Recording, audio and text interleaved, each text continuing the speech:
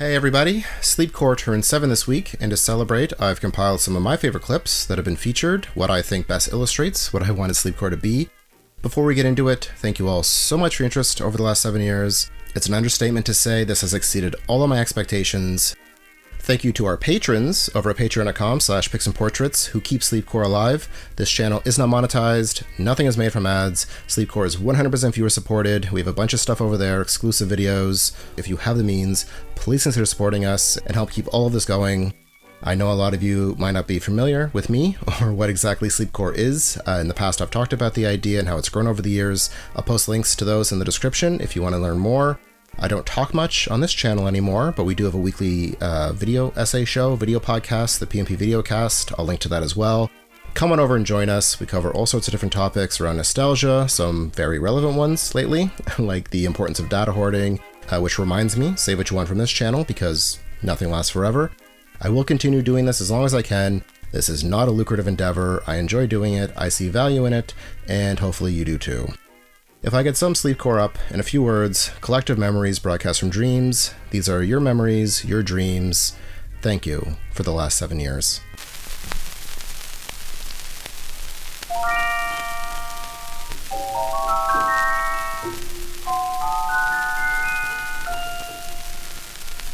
It's been lovely being here with you, dear. It is with regret I have to go. I'll be thinking of you, don't you fear, dear. With a happy heart that loves you so. Pleasant dreams to you, dear. May they all come true, dear. In your slumber rhapsody, I hope there'll be a place for me.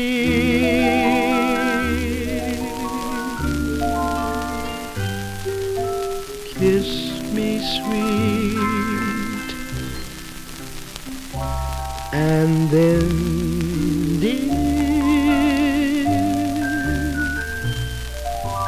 till we meet again, dear. Dream a dream that's meant for two. Good night and pleasant dreams to you.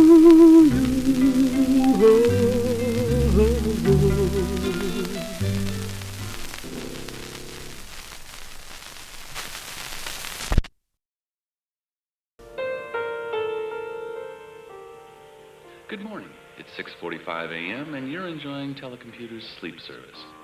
Welcome to tomorrow's world. Welcome to the television of the future. Welcome to Me TV. Come on, sleepyhead, time to get up. In the years to come, media and communications might look like this. Good morning. Morning, Justin. Morning, Dad. Hey, I thought we said no video games before school. Dad, I'm downloading something from the Library of Congress. Oh. Or like this. Have you ever watched the movie you wanted to, the minute you wanted to? Learn special things. That's all taken from jazz. Now any questions? From faraway places. Oakland? So where did jazz come from? Good question. Or tucked your baby in. From a phone booth. You will. And the In the United States this year, such high-tech fantasies of the future have seemed more real than ever before. The reason? Well, in part at least because of home shopping. What I already have in my own closet, you need not necessarily buy every piece. You could wear it with your home shopping might seem an unlikely blueprint for the futures of the entertainment, information and communications industries. But home shopping has two great advantages over the rest of the media world. Home shopping makes its millions by being interactive. You see products on the screen and then buy them with your credit card. Television tomorrow, the pundits all agree, will be interactive.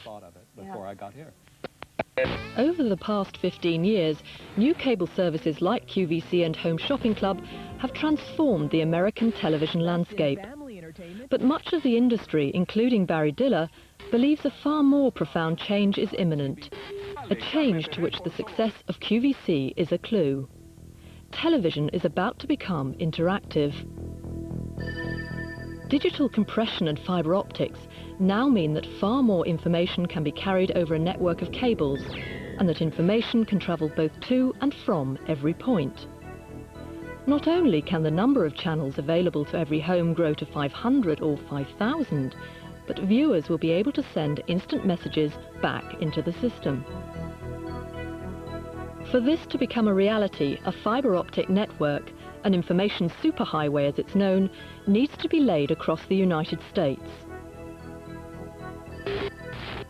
This year has seen both cable television operators and telephone companies, traditional rivals in the information business, building alliances to install this network. The nation's largest cable operation is Liberty Media and TCI, both headed by entrepreneur John Malone, who owns interest in many cable services, including CNN and QVC. We hope to complete our terrestrial rebuild within 4 years, around 3.5 years, which will essentially equip 90% of our subscribers with this massive bidirectional infrastructure. The services they choose to take, of course, are up to them, but the facility will be in place and capable of providing a major increase in services, both entertainment and potentially telephony. The networks have had the advantage of being a habit in America. Most of the people who live in America today grew up with 3 networks and maybe an independent station.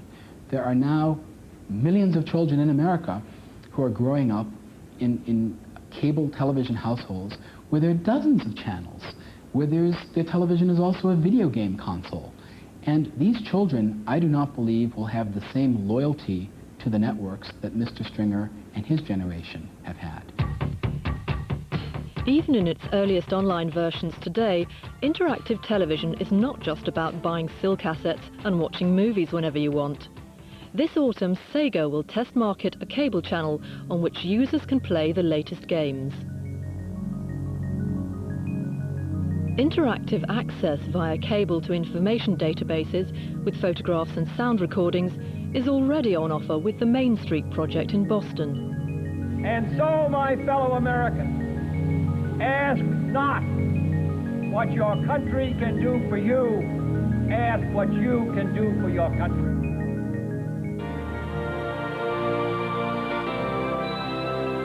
In the EON system, data is sent and received over microwave links and satellite, so that alongside the usual television pictures, interactive program guides can be accessed by the user, who can also participate in game shows and shop from the screen. Perhaps the world's most sophisticated interactive service is operated by VideoWay on the Montreal cable system. This provides information services such as weather and travel reports, a range of computer games, a pay-per-view movie service, and a number of applications in which the user can choose which version of, say, a sports broadcast to watch. You also get the speed and type of each pitch. You can look up instantly updated statistics for the pitcher and player at bat, see the scoreboard, and get a replay anytime. Now you try it. And he has a fastball and slider to back it up. The cheapest and the quickest way of making money.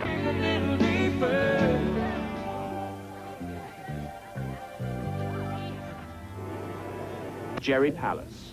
Well, we may as well follow him to see where the hell he goes. Jerry runs the Checkmate agency with his partner, Tim Bartlett.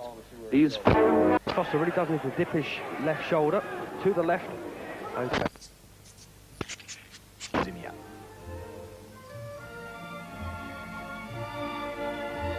Ray Murray. Welcome aboard the Carnival Cruise Line's fun...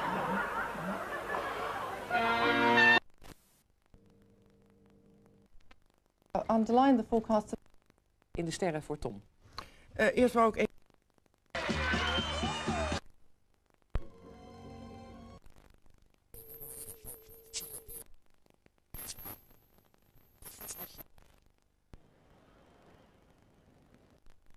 Conceiving and recording his new album, 10 Summoner's Tales, in a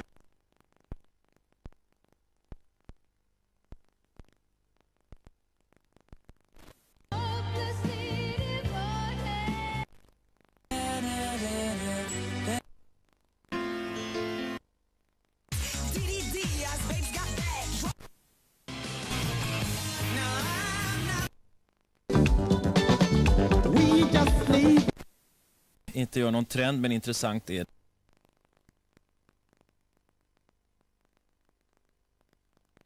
The prize for you today. Yes. Guess who I've got online too? Alors cela aussi. Je vais y archer le persil dessus.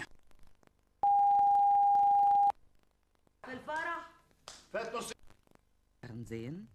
AR. Photographs highlight differences in the...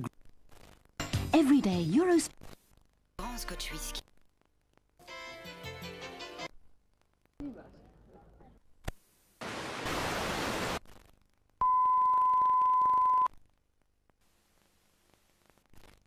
In January and February.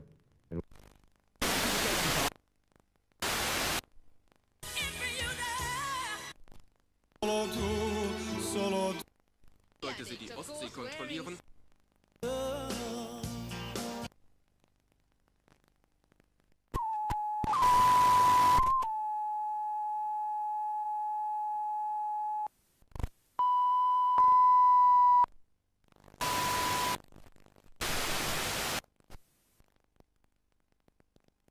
In una gratificazione personale.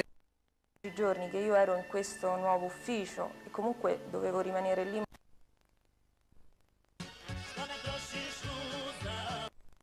Basalım. Bir de beklerken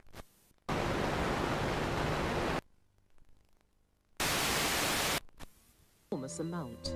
How hot a star is, how far.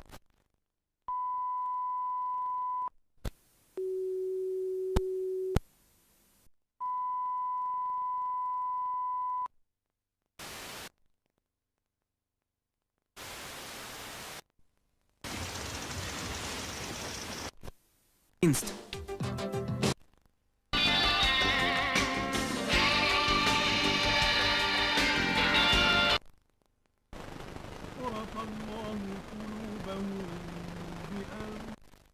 Debout, debout, Truman.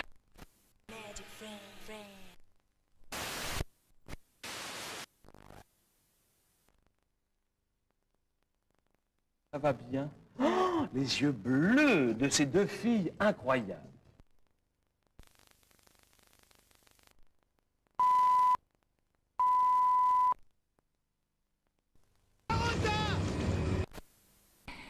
Hier haben Sie.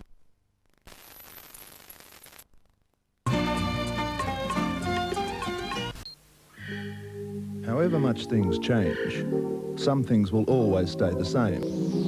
There'll always be shopping to do. Of course, the shopping may be a little different, and the way you pay a little easier.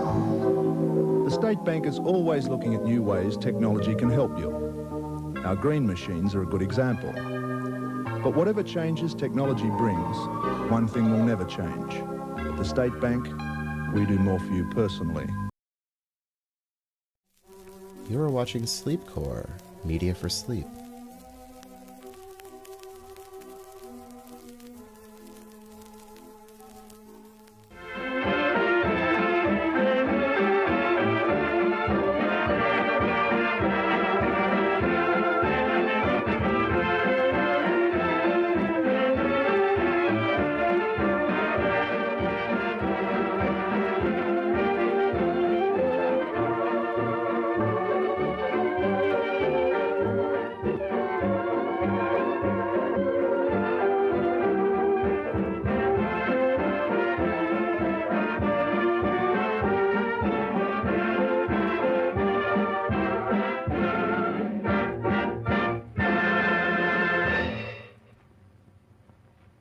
Just imagine what a difference 50 years can make. Take a look at New York in 1880. What a peaceful scene. What calm dignity. What quaint charm. It is so quiet you can even hear the rustle of the bustle. Lovely. No traffic problem in those days. The aged pedestrian was absolutely safe. See? What politeness. Thank you. In those days, they did not have electric lights, telephones, radios, wireless, automobiles, or airplanes. Ah. But they did have this.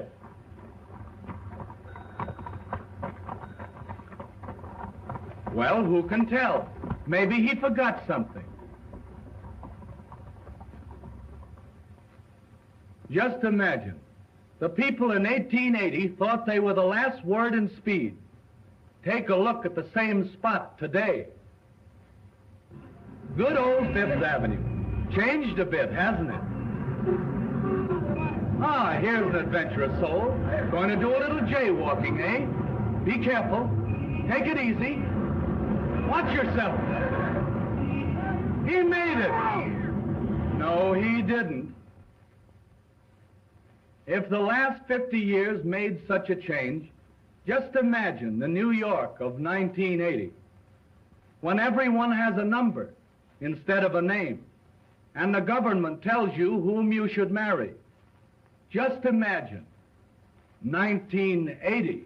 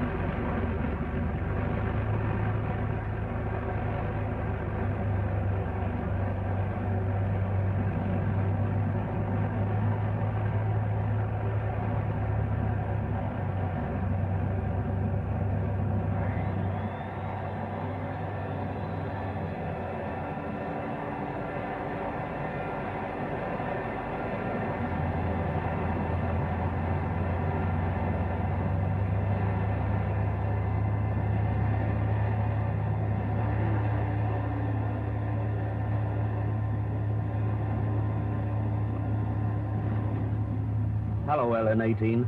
How are you, darling? Hello, J21. Well, it happened today. What?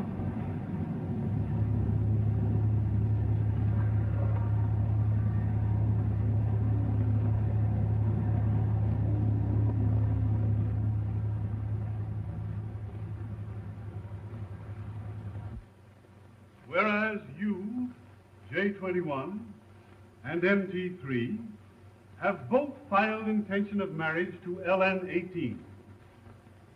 In such a case, the tribunal must decide between the applicants from a standpoint of their worth and accomplishments.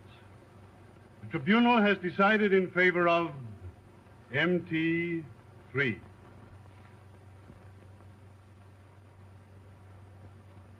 Now, therefore, you, J21, will from this date forward cease all attention to said LN18 as required by the law, Section 10, Paragraph 6.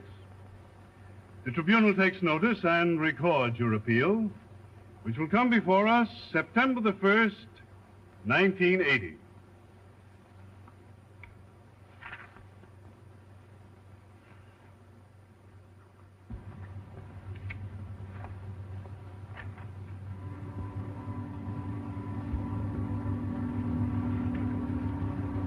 I was afraid this was going to happen. So was I. Well, why did you ever consent to his filing an application? It was Father's idea. And besides, I didn't know then that I was going to meet you. What are we going to do about it? I'll see you tonight and we'll talk it over. Oh, you mustn't, Jay. It's too dangerous. Get out of there! Don't you know you can only pass there 3 minutes? All right.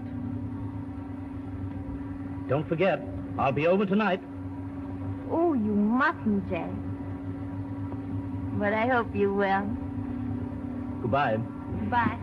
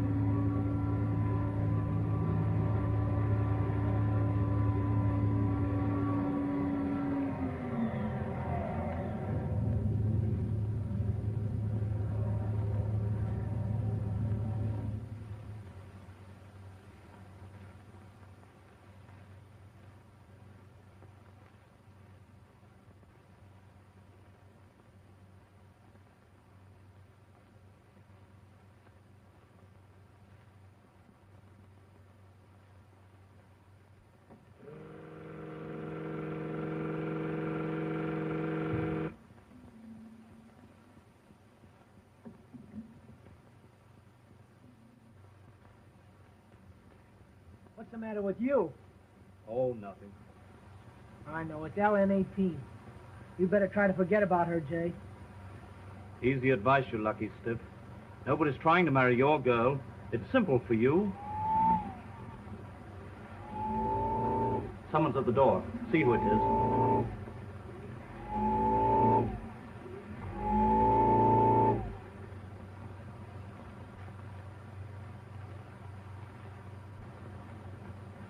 It's some official. How I hate these modern women. Let her in.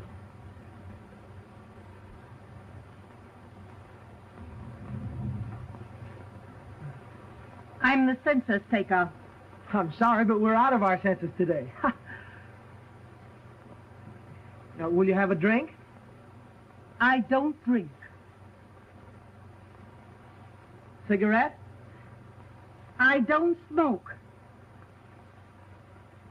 Well, I'll bet you play a great game of football.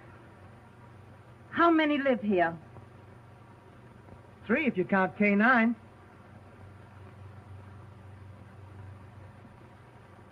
2. Male or female? What do you think? Male. Good. Go to the head of the class. Who are your parents? General Electric. We're both incubator babies. Young man, you are very impudent. Have a little respect for the law. The law. How can I respect it? It's ridiculous. The marriage law, for instance. It's robbed me of the only girl I can ever love. Was your application turned down? Yes. Did you appeal? Yes, it comes up in 4 months. That gives you 4 months to distinguish yourself over your rival. How can I? I've reached the top in my line now. I'm an air pilot on a transatlantic liner. Everything that can be done in aviation's already been done. How can I distinguish myself in 4 months? That's your affair. But don't criticize this marriage law. It, like the Volstead Act, is a noble experiment. I don't get it. Why, you men have all the best of it. For instance, you can file an application to marry me, which I can accept or reject. But I can't put in an application to marry you. Not a bad law at that. Oh!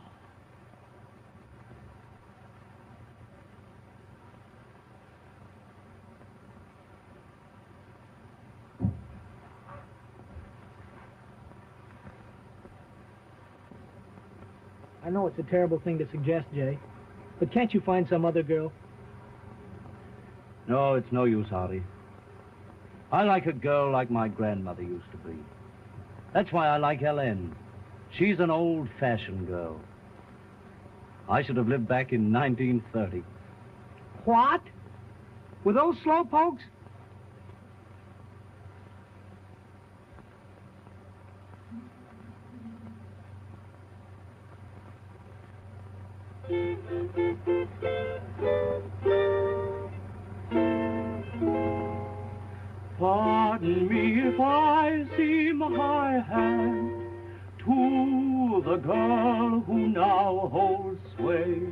but I have to take off my hat to the girl of yesterday. Maybe I'm old-fashioned, but I admire so the type that blossomed 50 years ago. There's something about an old-fashioned girl that brings back the long, long ago. My heart sings the praise of her lovely ways and envies her old-fashioned beau. The modern girl I know would be glad to have the charm that my grandfather had. So you paint the town while I settle down with an old-fashioned girl that I know. Said it, boy. Can't you just picture them? There's something about an old-fashioned girl that brings back the long, long ago. Welcome to Carmel, FTL Newsfeed. 13 October, 2142. An FTL flash poll shows that 22% of NAU citizens agree with the Realist Party's position that virtual reality addiction is a growing social problem. But 58% believe that virtual reality is safe. 10% were plugged into the VR net and couldn't be reached for comment. Escape, the revolutionary home virtual reality system, is here. Escape's high-resolution head mount, total immersive software, and custom-designed high-performance hardware teleports you right into the game. Move in, through, and around the world you see. You are in VR. Exploding 64 bits of VR power. 16 million excellent colors with 3D texture map graphics. Exceptional get-a-grip VR controller. And extraordinary CD quality 3D spatial sound. Insert a cartridge, you're there. Fantasy becomes reality. Virtual reality. As you battle to high-tech victory in Hollow Sports Fighter. Master the Mega Maze world of Quicksilver.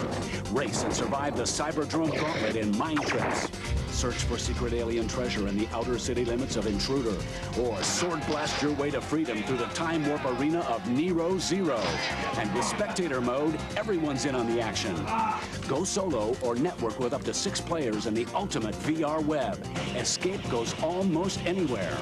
Escape's passive VR videotapes will let you experience incredible sights and breathtaking thrills as never before. Escape's exceptional expandability and mega line of add-ons will keep you pushed to the technical edge and over. So escape into tomorrow, today. Escape from Citadel Entertainment. See you on the inside. So that I then felt that it'd be very necessary to describe universe in the terms of experience. So I said, what do I mean by the word universe? I said, I must mean the aggregate of all of humanity's consciously apprehended and communicated experiences. That'd be the whole raw stuff. What else could I mean? And at first when I said that quite a few years ago, I know I myself and many others felt maybe it's inadequate. You left something out there. They said, you left out dreams. I said, no, it's part of it. I said, the aggregate of all of our experience. We have experienced dreaming. We also experience becoming. We've experienced that the dictionary, the numbers of words in the dictionary increase every day because it's part of our experience. We're continually discovering another facet to the information. So I can't find anything that's been really left out of the definition. And if you can find anything, tell me about it. It's already going to be one of our experiences. So that it seems to work pretty well. And having then developed this scientific definition of universe, I then said, I have a way now of dealing in totality. I know what it is. I find it very interesting that Einstein then sought and did define physical universe in contradistinction to comprehensive universe, because he differentiated between the physical and the metaphysical. And he said he was only concerned really with the physical, because the physical can be coped with experimental evidence, to reproduce the experiment. But I also say that you and I do have metaphysical experiences. He defined science, rather, his physical energy. Physical was energy. Energy associative and energy dissociative, and both turnaroundable. That the dissociative could become dissociative, could become associative. That radiation could be reflected and lands and reconcentrated and so forth. So that Einstein's physical universe consisted entirely of energy. Energy associated with matter, energy dissociative as the radiation, and one transformable into the other. We have then the physical universe of Einstein being all energetic. As he said, it used to be called ponderable, that it was weighable. But we find that weighing is then an effect of a lever, and there is then gravity can pull, but electromagnetics can pull equally. So when we get in electromagnetics, we simply say that anything that is physical can be identified by moving a needle. We can get actually a physical indicator of the presence of the physical. But the metaphysical does not move needles. Now, the metaphysical experience is a very profound one. All that's going on in this room with you, between you and I, has been metaphysical. What we might call understanding is utterly metaphysical. There are no arrows. There is nothing going on to weigh or indicate really understanding. I find it a very extraordinary matter. I can see your eye physically, and your eye will communicate to me as my tongue can wag and make sounds in airwaves, which gives you some kind of words and so forth. But the understanding is not that physical. So Einstein did not try to include the metaphysical in his definition of universe, but he defined the physical universe the following way: stimulated by experiences of which had come in great prominence in his time, at the turn of the century, where he was very much impressed by what he called the Brownian movement, this absolute constant motions in the liquids. He was very impressed with black body radiation, but he was particularly impressed by the measurement of the speeds of radiation, both light and other forms of radiation, in vacuo, linearly in vacuo, and finding that they were all the same speed. Einstein, I want to identify what he thought about these stimulants that I gave you in the terms of previous thinking proclivities of humans. We have the human beings over great ages seeing smoke, seeing steam in nature, seeing metals melted out of rock. We have a very extraordinary time when the priest scientist undertook to isolate fire under a bell jar, because up to this time there had been 4 mystical elements: the air, earth, water, and fire. And he felt that fire might be a chemical element, and he gave it a temporary working name.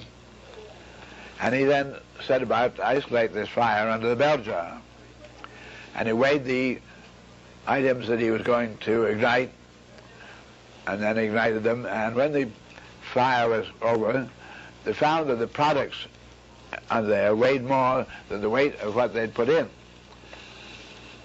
We have Lavoisier explaining what had happened in the following manner. He said that they had not weighed the air under the jar. Up to this time, all the chemical elements have been known to human beings were metals. They were iron, copper, silver, zinc, so forth. There were 11 of them, and they're very easy to identify. For Lavoisier to say that the nothingness under the bell jar consisted of plurality of invisible chemical elements, and that one of them is separated out and joined in with the other inputs of the fire, separating from the other, and he gave it the name oxygen. But this is, to me, one of the most extraordinary metaphysical jumps in history for a human being to assume that the non-metal nothingness consisted of plurality of somethings, and something so fundamental as to be actually rated as elements. It was extraordinary conception. He then went on to show this exactly, the oxygen joined with the mercury, mercury oxide. He showed that what we call iron ore was something when the oxygen are joined. You take the oxygen away, and there's your iron. He went on demonstrating this oxygen joining, so that combustion really was oxidation. So we have then Lavoisier's explanation then enlightened all those who'd ever had an experience really about metallurgy.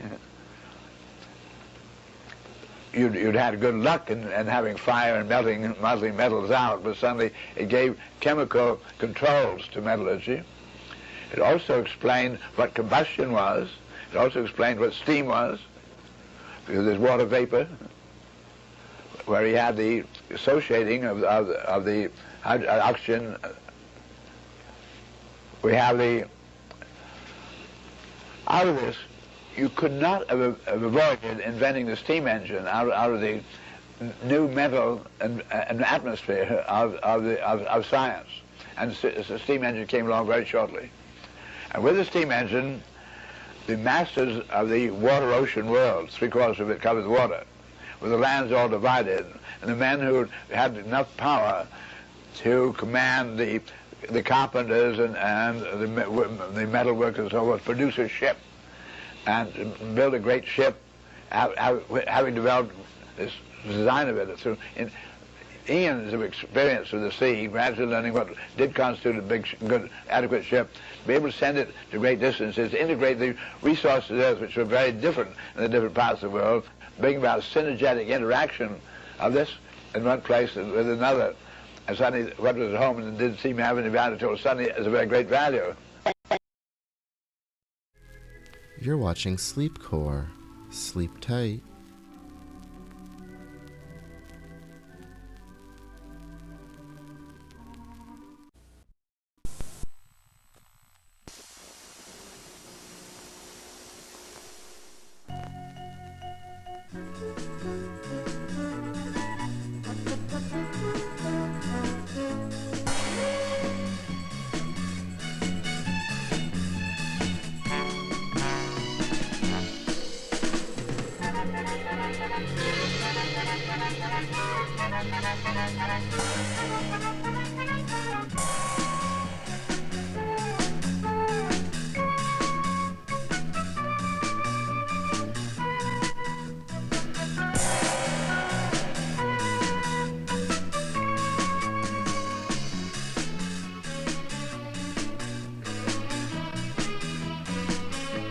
Губная помада сделает вас еще привлекательнее, если среди множества оттенков вы найдете тот, который вам к лицу.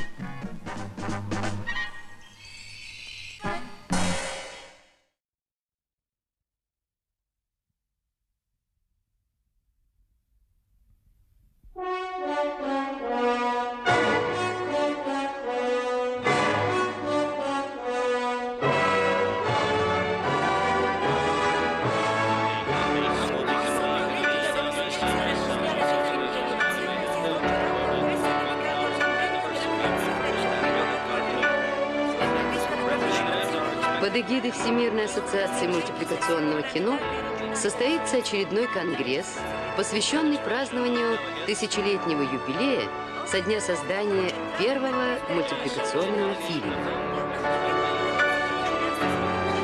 Ожидается участие в конгрессе представителей свыше 600 планетарных и региональных отделений ассоциации.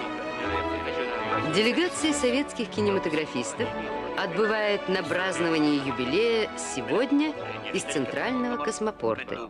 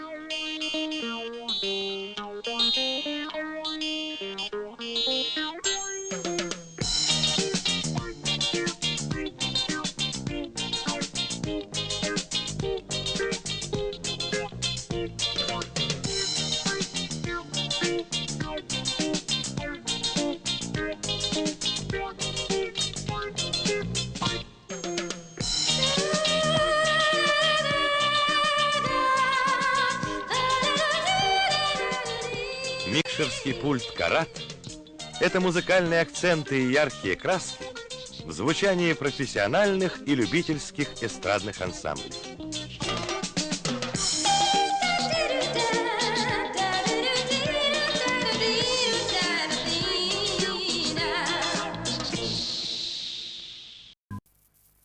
Let us take you with us to the world of the future. Speedy planes will carry us around the world in 24 hours, from Sydney to San Francisco, New York to London. The city of tomorrow will be fantastic in design, alive with speeding vehicles, people trying to keep pace with the speed of living created by themselves. Happy modern people. Huge ocean greyhounds are speeding from one continent to another. Distance is a thing of the past. This is modern sea travel. The car of the future is a speeding live thing of steel, almost able to think for itself. Oh, it looks as if this one has ideas of its own.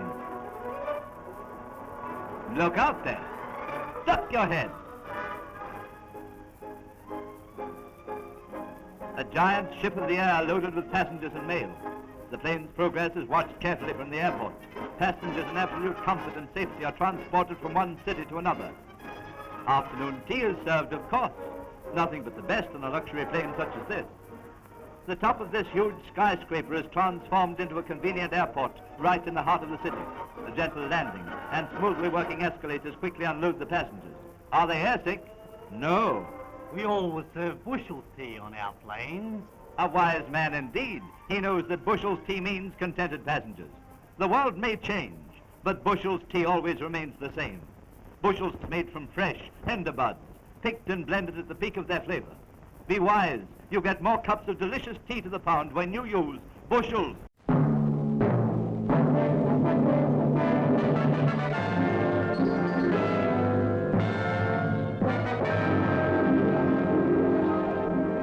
Hello, I'm Betty Furness. In all my years with Westinghouse, I've covered some pretty interesting stories. But here is truly the most wonderful and exciting thing I've ever had the chance to talk about. It's the Westinghouse Total Electric Home. A home where electricity does everything. Heats, cools, illuminates, launders, preserves and prepares foods, entertains. It even lights a path to the front door with rayescent strip lighting. As visitors approach, more lights go on automatically to say a cheery welcome.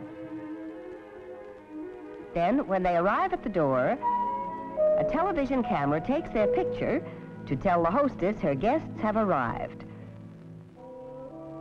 When you step inside the Total Electric Home, you step into an entirely new concept in living, organized around electric centers, such as this entertainment center. Electric heating and cooling keep the home constantly and automatically at the most livable temperatures all year round, and keep it clean and healthful too. Sterile lamps kill airborne bacteria, while electrostatic filters remove pollen and dust. The pride and joy of the man of the house is the Weather Control Center, a center that puts you in charge of the electric heating and air conditioning and the electronic air filtering of the entire house. If you like, the temperature of each room in the Total Electric Home can be set individually.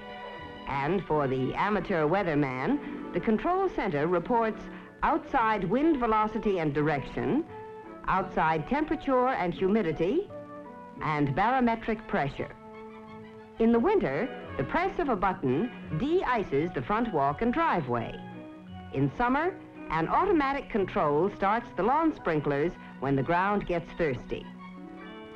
Another beautiful and practical electrical center in the Total Electric Home is the Laundry and Home Planning Center. With individual hampers, your clothes are sorted by type. Directly opposite, to save you steps, are the real geniuses of this very last word in home laundries. All you do is load the clothes in this new Westinghouse 1000 laundromat and electric clothes dryer. The remarkable program computer selects and carries out the perfect washing and drying program for every fabric at the touch of a button. It's the first home laundry that can think. Over here is the combination open fireplace and electric barbecue. By touching an electric starter, the host can get the charcoal going and demonstrate his cooking skill. And whenever the family just wants to enjoy a cozy fire, all he has to do is throw on the logs and push a button to automatically lower a protective screen. Cooking is really a joy in the food preparation center. Here you have a refrigerator that looks like fine furniture. For convenience, the upper unit of the refrigerator opens from both sides, and below are handy, spacious refrigerator and freezer drawers. Then, too, there's the miraculous electronic oven that will cook these appetizers in 6 seconds. Appetizers that were prepared from recipes kept in this microfilm file. Thousands of recipes are on file here, and simply by pressing a couple of buttons, the recipe of your choice appears on the screen.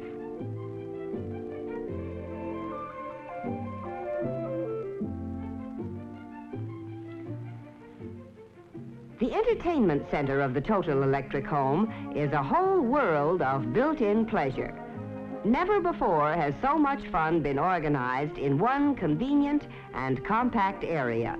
Fun that the entire family can enjoy together. For the young in heart, a button selects the latest hit record and plays it automatically. Your television screen is easily aimed toward any part of the room. And for a pleasant background of stereo classics, just press for your selections and put them on the Westinghouse Stereo Fidelity set with special speakers that surround you with music. Almost every form of home entertainment is centered here. AM/FM radio, tape recorder, slide projector, games of all kinds in drawers that roll out at a touch. There's even equipment for showing your own home movies, those personal dramas and comedies written, starred in, directed, and produced by you. A sliding wall of the entertainment center conceals a built-in projector that glides out into the room.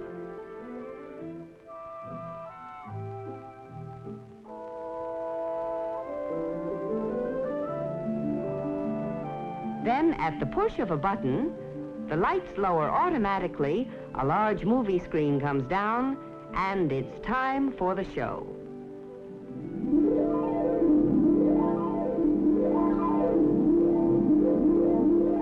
Now, let's take a look at the Health and Beauty Center of the Total Electric home. The center that keeps you feeling as well as you look.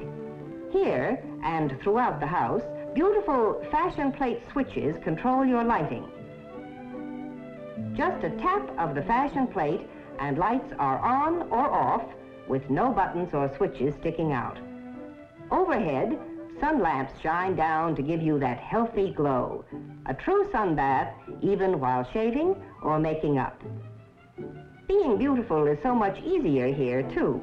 There's an electrically warmed mirror that will never fog up. Over here is something truly remarkable. An experimental wall of light. It isn't on the market yet, but when it does go on sale, it will not only illuminate whatever room it's placed in, but also cool the room in summer and heat it in winter.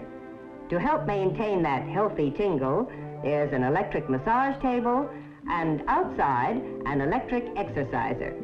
You see, the Health and Beauty Center even extends outdoors into the fresh air and sunshine.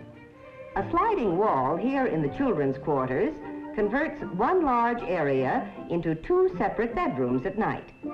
During the day, the wall slides back, and this becomes the Child's Education Center.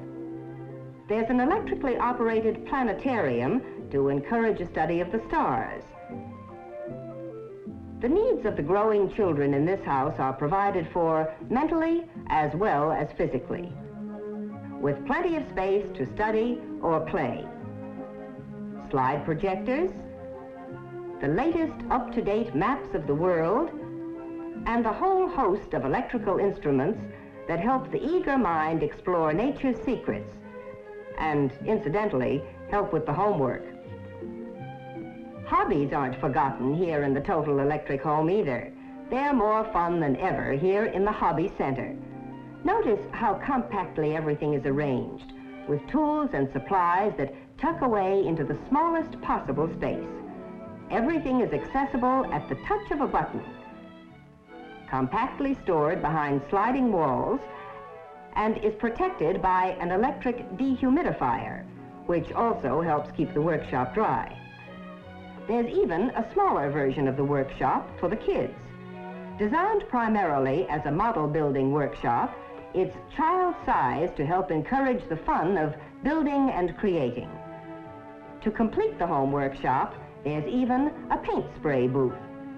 Equipped as he is with the latest in power tools and equipment, there's no job that's too big for Dad to tackle. Of course, Total Electric Living moves outdoors to the patio easily and conveniently. Here's a new idea, a portable power pole that sets into pre-wired locations and lets you use your television or any of your appliances outdoors. If there are insects, the touch of a button provides screened-in comfort. The screens are in place at night, out of the way during daylight hours. There are even windscreens that move at the touch of a button to give protection from wandering breezes. Eating outdoors is better than ever, too, in the Total Electric home. Here's a food and service bar that can be assembled in many different ways. And because it's topped with Westinghouse micarta, it is stain and beverage resistant, can be cleaned up with a simple wipe of a damp cloth. Set into its micarta top is the electric barbecue, complete with electric starter and an electric rotisserie. There's even an appliance center and a food and dish warmer. In the Total Electric home, all the conveniences are yours outdoors as well as indoors. But the real heart of this home is clean, safe, electric heating. A home is not totally electric without it. Yes, a new concept in living with the feel of the future is here today in this Westinghouse Total Electric home. And the wonder of it is, total electric living is not expensive. What's more, Total Electric homes can be built to fit every taste in styling, any climate, and most important, to suit any price range. As a matter of fact, Total Electric living is well within the reach of most people planning to build, buy, or remodel. The Total Electric home is another reason we can say that when it comes to leading the way with new ideas for better living, you can be sure if it's Westinghouse.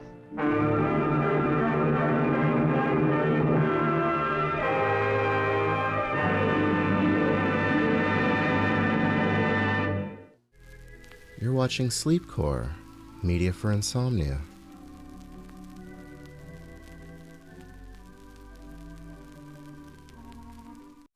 With all the excitement on TV these days, who says what you watch it on has to be dull?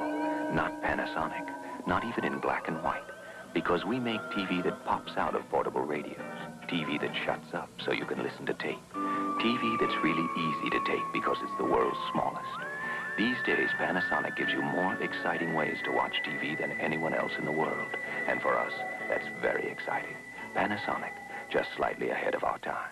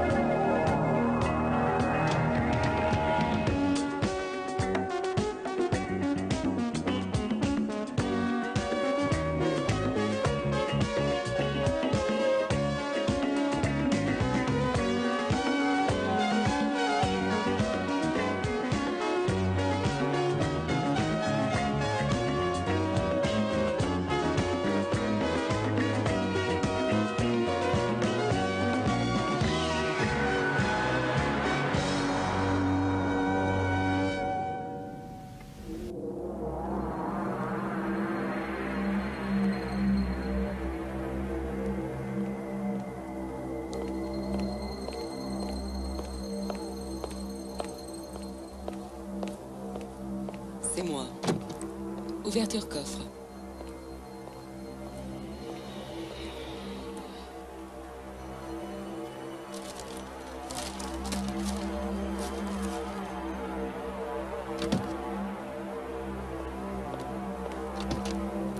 Contact. Moteur.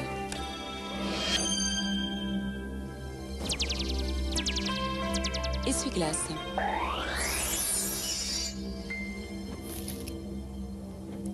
Phare. Diagnostic. Niveau correct.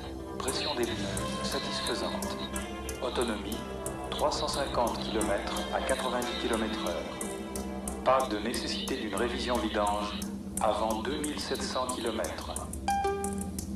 Radio. Fil musique.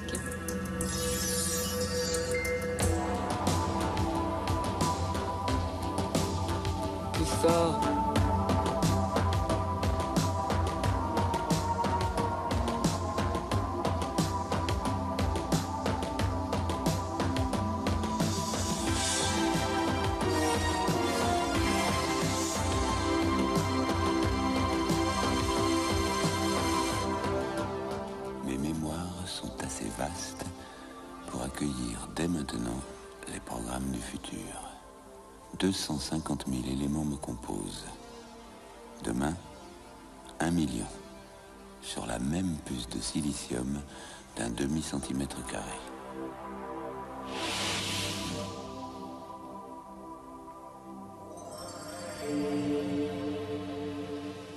Ma naissance, je la dois aux premières aventures spatiales. À l'époque, mes qualités d'ordinateur miniature n'avaient pas de prix. Mais le progrès aidant, je fus bientôt intégré en grande série dans les objets les plus quotidiens pour les rendre plus performants, mais surtout plus intelligents. C'est ainsi que je fus programmé pour l'automobile.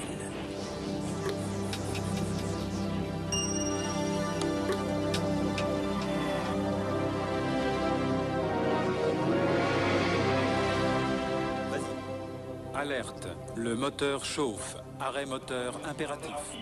Pas de remise en route du moteur avant diagnostic.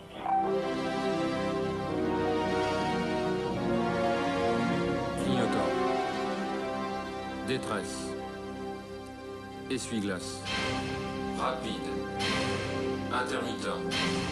Dégivrage. Terminé.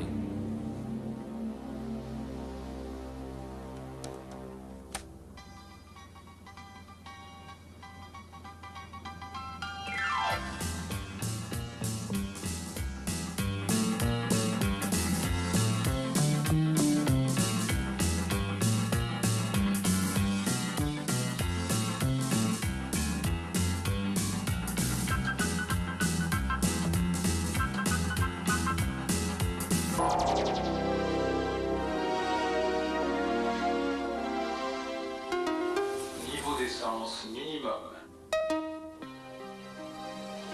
Ma discrétion est grande. Je suis programmé pour ne parler qu'en cas d'extrême nécessité. En revanche, comme j'accumule en mémoire quantité d'informations, je peux répondre à toutes les questions et délivrer un diagnostic immédiat de l'état du véhicule.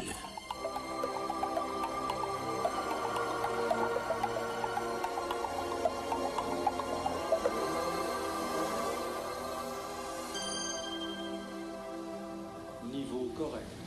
Les fonctions sous contrôle ne présentent pas de défaut. Je vous fais les niveaux aussi? Non, non, merci, tout est OK. Bon. Tenez. Merci. Voilà. Merci.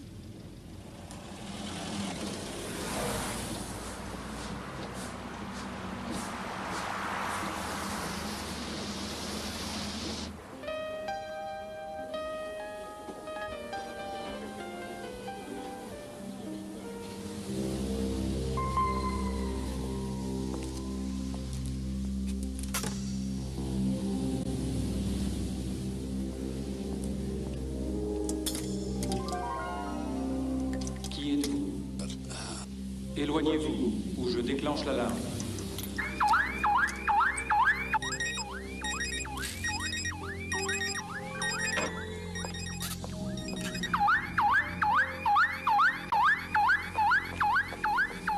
C'est moi, Isabelle. Ouverture.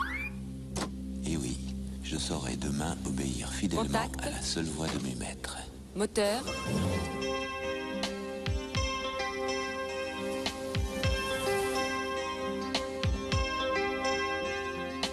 Radar anti-collision.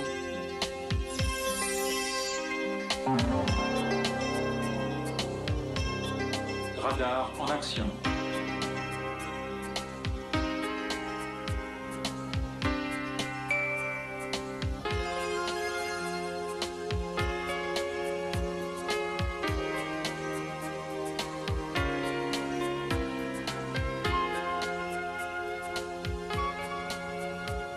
Demain, grâce à de nouveaux capteurs, je percerai le brouillard des routes et des autoroutes pour prévenir des obstacles et des ralentissements dangereux. Je saurai agir pour éviter toute collision. Et puis, je saurai assister Isabelle pour choisir le meilleur itinéraire un soir d'hiver dans la montagne. Navigation. Votre position? Saint-Jean-de-Sixte. Votre destination? Courchevel.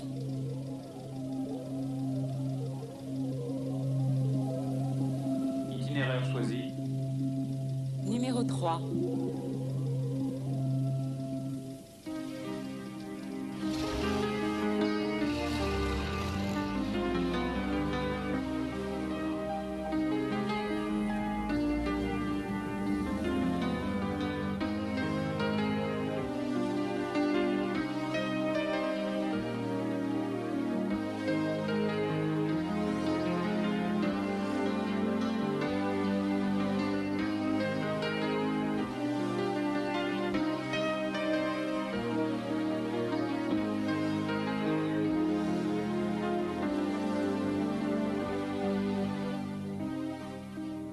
Téléphone 08 03 74.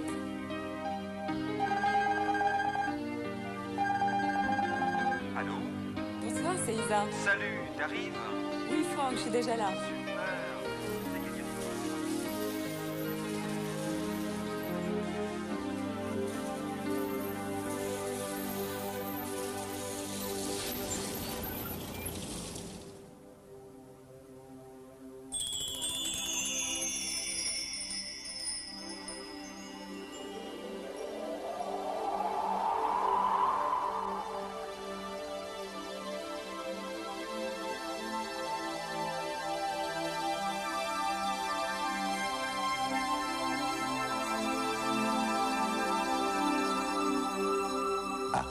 J'allais oublier.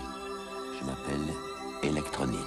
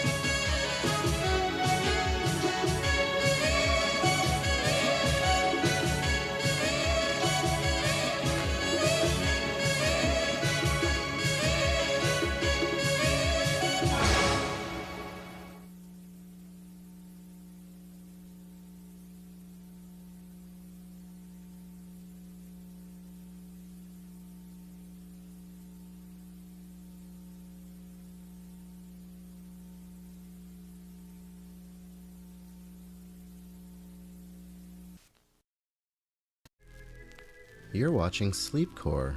Pleasant dreams.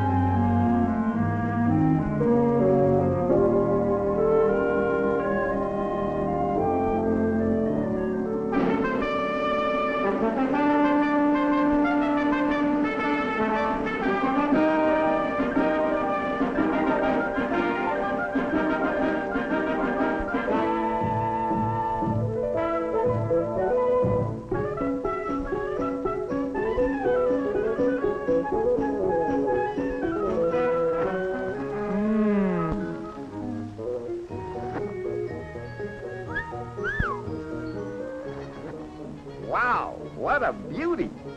By golly, I think I'll buy a new car. Say, Millie, how long have I had the old one? 1 year, 8 months, 14 days, 11 minutes, 43 seconds.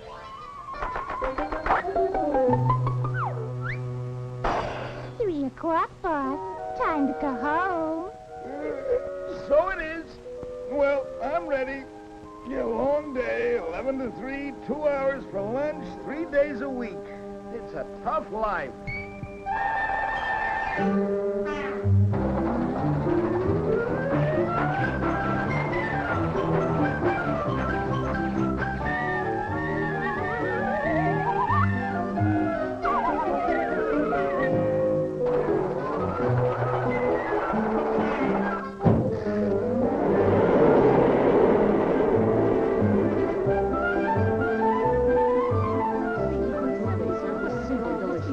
I've never eaten anything so fattening in my entire life.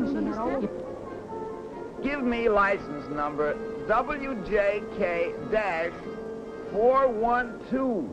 I did 3 hearts. 3 no trump. I passed. Do you mind if I pass? Certainly not. Go right ahead. Thanks.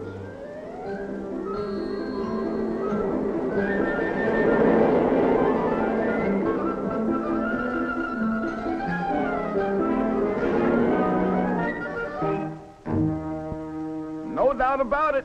This bus is a little old-fashioned.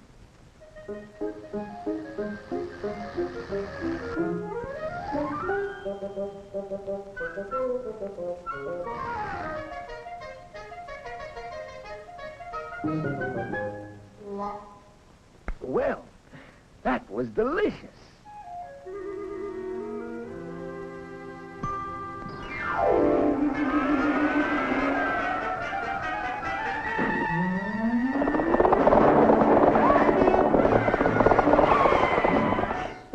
That concludes tonight's thrilling episode of our three-dimensional Western, brought to you by Enerjade, the combination soft drink, candy, and dessert with the three-dimensional flavor. Good, good, good. Buy it at your local market. 21st Century Cars presents your personal master of ceremony. Hello, folks. Say that. Now we are going to bring you a special entertainment feature which will show the development of the automobile. Oh, Pop! I want to see another cowboy picture. Quiet. I beg your pardon? Oh, not you. Say, those new models look terrific. They are terrific. You should see what your grandfather used to call an automobile. Okay, Sam, start the show. Now, folks, believe it or not, this is actually an automobile.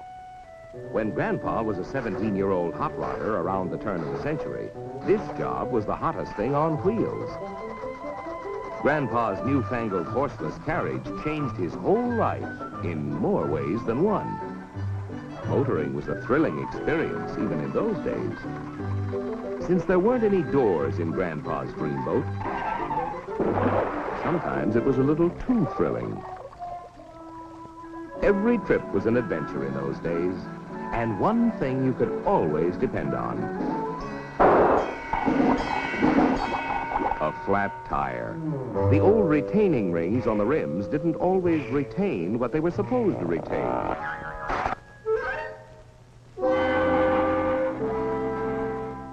Shock absorbers hadn't been invented yet, and road conditions were ideal for testing the fatigue and failure points of automobiles and drivers.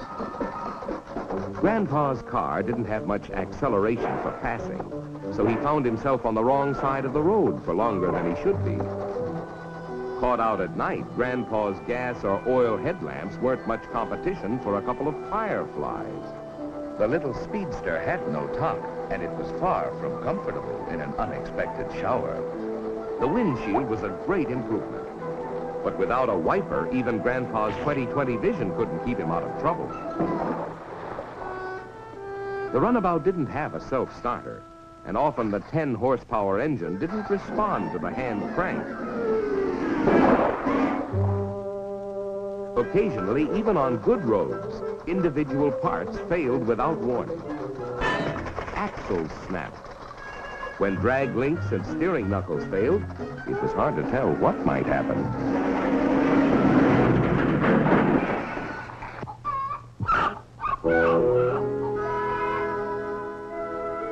With every passing year, improvements came thick and fast. Stronger and safer wheels were developed with demountable rims for tires. Doors were added to keep people safely inside. Tops became standard equipment. Windshields protected motorists from bugs and the elements. Wipers were invented to help the motorist drive safely in bad weather. The driver's seat was moved from right to left to make passing safer. The electric starter replaced the old hand crank. This remarkable invention enabled Grandma to get into the automobile driving act, and she really loved it. As the years went by, the automobile manufacturers continued to improve their cars and make them safer, so that more and more people could use and enjoy them. Pressed steel wheels for greater strength, stoplights to warn following drivers, rear-view mirrors, four-wheel hydraulic brakes to increase stopping power, bumpers to add more protection, rubber-covered pedals to keep feet from slipping. Safety glass increased passenger protection tremendously. Welded all-steel bodies and all-steel tops meant more strength and safety. Bumpy roads were smoothed out with shock absorbers, and Grandpa could sail along in comfort and safety. Through the years, the automobile changed from a novelty to a necessity. It created a new way of life. It provided a whole new concept of transportation for industry. And we became a nation on the move for work and pleasure. Besides designing better automobiles, the manufacturers developed research and testing techniques to help them build safer cars. The science of metallurgy met the challenge of creating more efficient and stronger parts and assemblies. Scientists used all kinds of technical equipment in research and development programs. Ingenious torture tests were designed to reveal fatigue and failure points in parts and assemblies.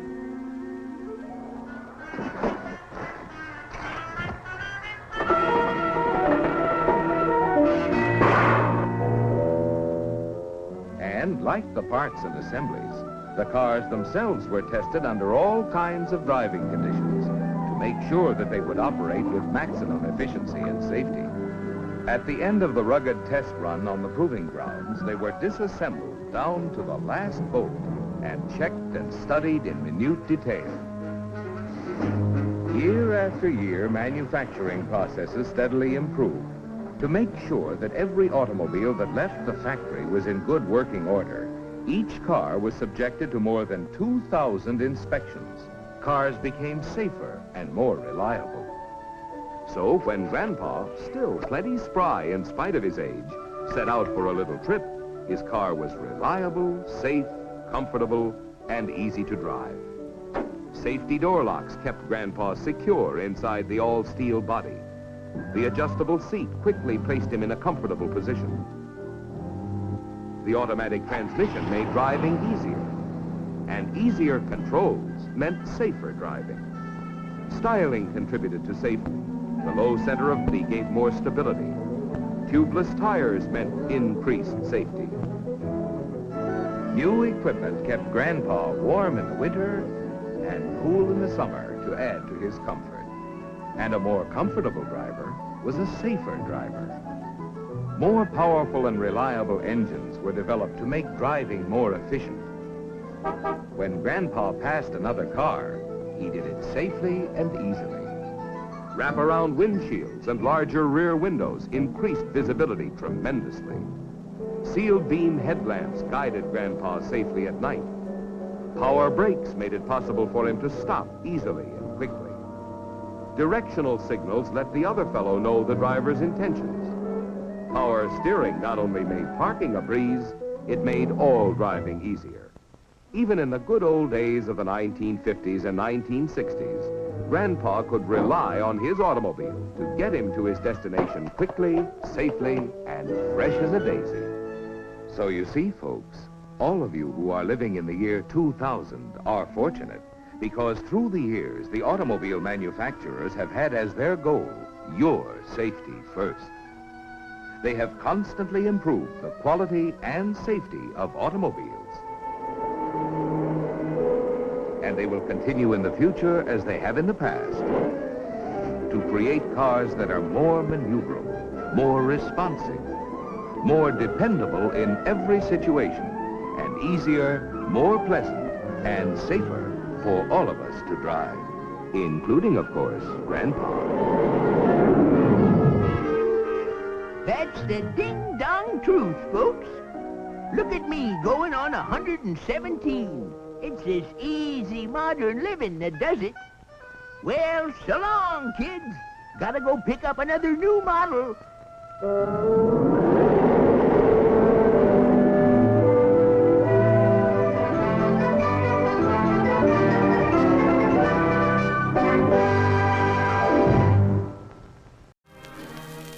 So tired of waiting for you.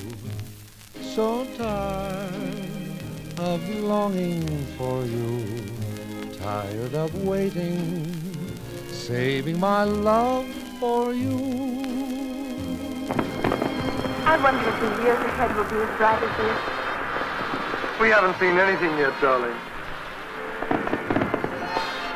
Why, all this is merely a sample of the real world of tomorrow. Every time a new environment forms with a new medium, people go back and live in the old one. You see, you don't get something for nothing in this life. The human condition is such that whatever we want has to be paid for with something else we want. And so the question is not, should you have safety? Should you have convenience? Should you have security? Of course you should. The question is, how much are you prepared to sacrifice of people's freedoms in order to get it? Because we also want freedom.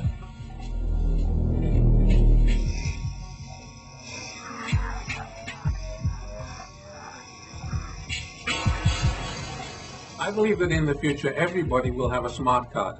And this will not just be a card with money on it, it will have multi-use.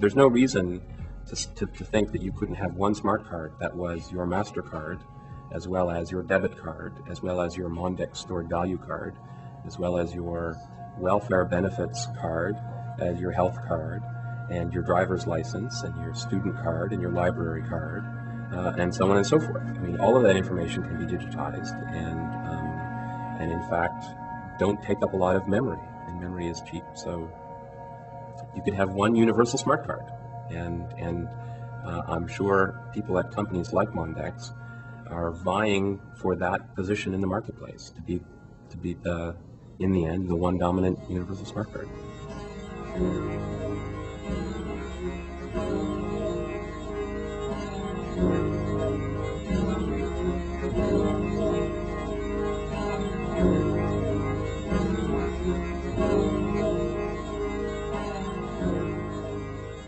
So what I have here is the Mondex Smart Card with the microchip on the front of the card. Okay, right. This is where your purse is, where your value would be stored when you've moved money from your bank account onto your card.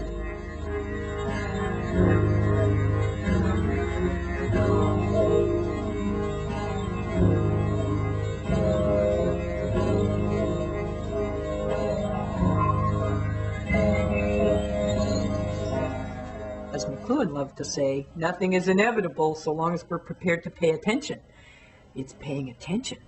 It's figuring out what questions to ask, what properties of the medium to look at, how it is that this is having its impact on us as individuals, on us as households, on us as whole cultures and societies, on us as an overall planet.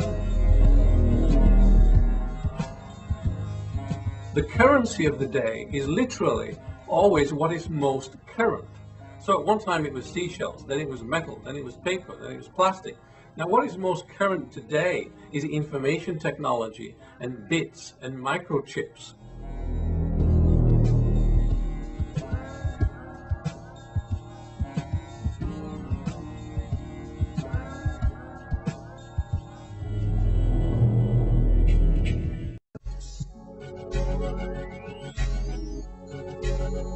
Modernity is a story of institutions becoming more and more distant from the people that they're supposed to serve, and becoming more and more opaque, so that you get this kind of Kafkaesque vision of the bureaucracy, which is constantly deflecting you when you're trying to understand what's going on and how your life is being impinged upon by the actions of institutions, in particular the state.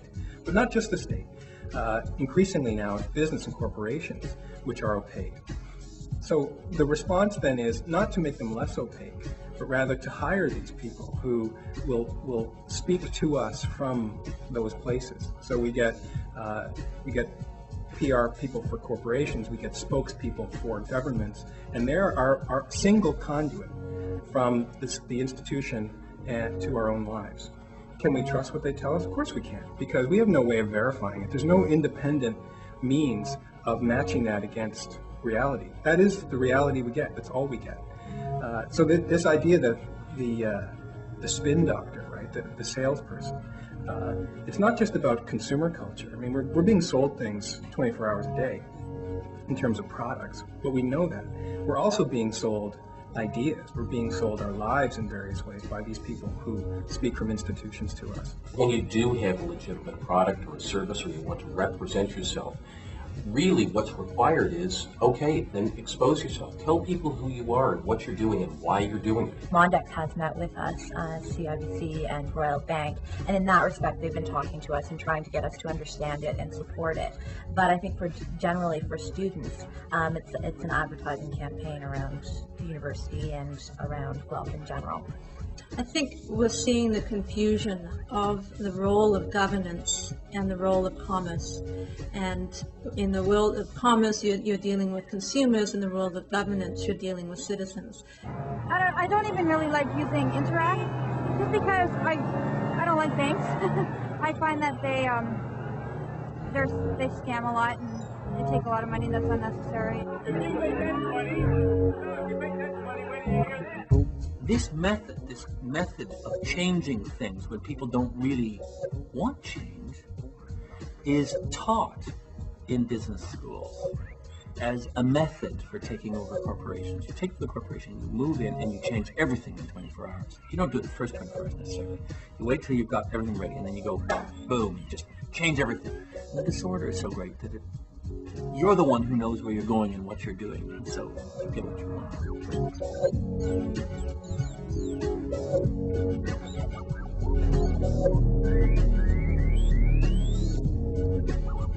It also allows me to track the last 10 transactions where I've spent money, because that information is stored on the card. It's not stored anyplace else. And if you sign up for the program, you get most of the stuff for free. And so they've got to make their money somewhere. I think it's going to be about selling the information, because if they can actually break down to how much I actually spend on entertainment, that becomes that much more valuable to somebody else.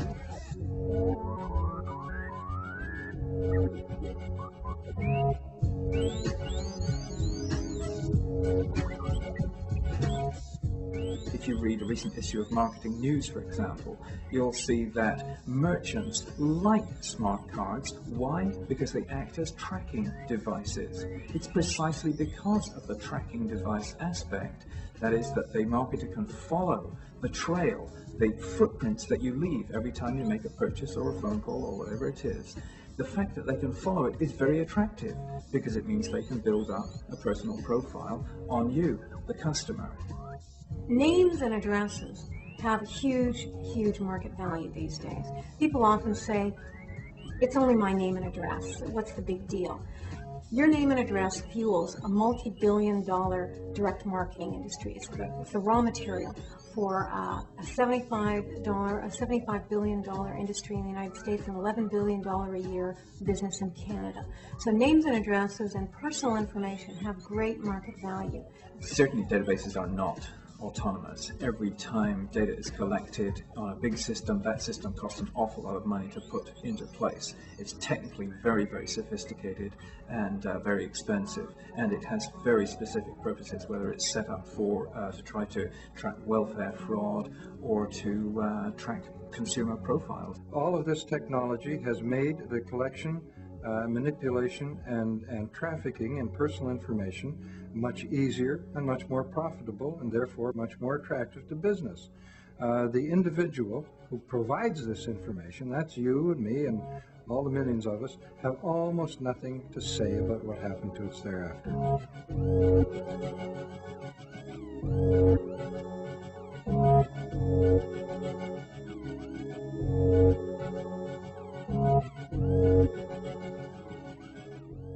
The issue of database sharing or database matching and warehousing is the coming battleground for privacy protection, both in the public and the private sector.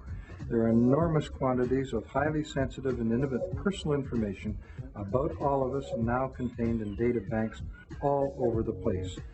And with the growth of the internet and network communications, you're not going to have any ability to access that information and try to correct it if it's incorrect. And that's a huge problem. The corporation has an economic interest, and in fact a duty to their shareholders, we should recognize, to exploit the system as much as they can financially. And so if transaction records of people's purchases has value and Mondex is legally allowed to sell it, they should sell it. And if they don't sell it, they're being negligent to their shareholders.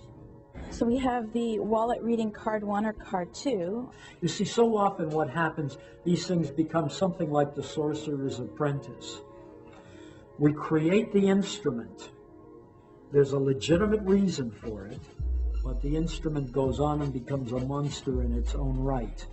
And largely because we didn't create the safeguards at the time, we didn't address ourselves, we didn't ask the hard questions, we just looked at the convenience, the administrative convenience, or whatever other legitimate objective had to be resolved, but we didn't face the price that may have to be paid.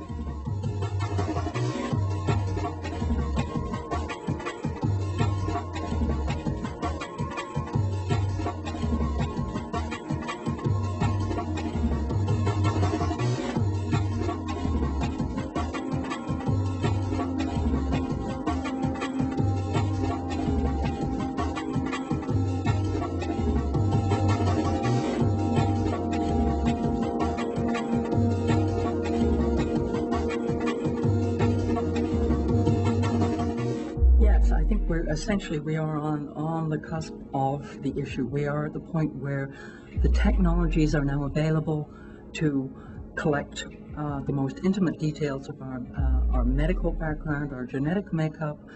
We are at a point at which governments and the private sector have tools like smart cards, like building data warehouses, which can assemble all of this material. But we do not have the policies, the legislation, the understandings that will allow us to maintain control over that. And it's like time bombs waiting to go off. And we will find ourselves down the line waking up, I think, to the fact that we have lost a great deal of the control of information. In Swindon, in the UK, Mondex had a test run similar to what they're doing now in Guelph, Ontario, and a group like ours called Privacy International was concerned about whether the Mondex technology was truly anonymous, which is how Mondex was describing it at the time. It was anonymous just like cash. And they filed in court an action claiming that Mondex was guilty of false advertising. And in the end, Mondex had to admit that in fact their system wasn't anonymous, and they withdrew the word anonymous from all of their public relations. And if you look carefully at the material that Mondex is distributing describing their test run in Guelph, you won't find the word anonymous. You are literally defenseless when it comes to your privacy in the private sector, in the commercial sector. There are almost no laws, except in Quebec, which cover what they do with your information. So you and I and all the rest of us are going naked before the world, believe me. The question comes to mind is, do we have the time or care to make those decisions? Those are difficult decisions and involve taking responsibility. And I think most of us feel so poorly informed, so poorly have access to such little information that we just decide, I don't know. I don't know the truth anymore, and I just prefer for someone else to make those decisions for me. If we as citizens sit back and let things just take their course, sit back and let those who would profit from these machines without any concern for those they may hurt or displace in the process, if we sit back and just let bureaucrats in Ottawa or anywhere else in this country simply make the decisions, we're kidding ourselves about what kind of society and future we're going to end up with. The cashless society is a conflict between our desire for efficiency and our fear of outside control. So we like the idea of the cash card. Now we like the idea of Interact because it means it's more convenient for us to acquire goods in various ways. We go and have our consumer transactions and they're made smoother, they're made less frictionful. But at the same time, we have this nightmare vision, which is apocalyptic, of some external force controlling us in a way by seizing our assets. So the scenario from Margaret Atwood's novel.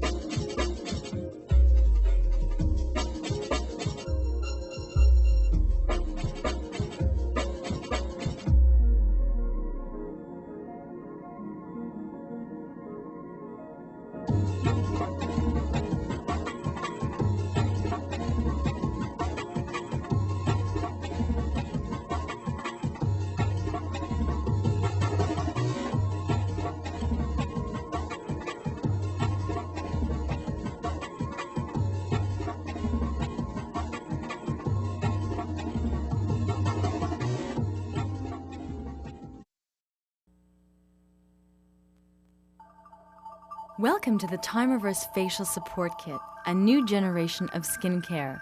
The Timeverse Facial Support Kit is a revolutionary breakthrough in the science of anti-aging. Does your skin look like it's aging faster than you are? We age not by the number of years, but by the number of lines on our face.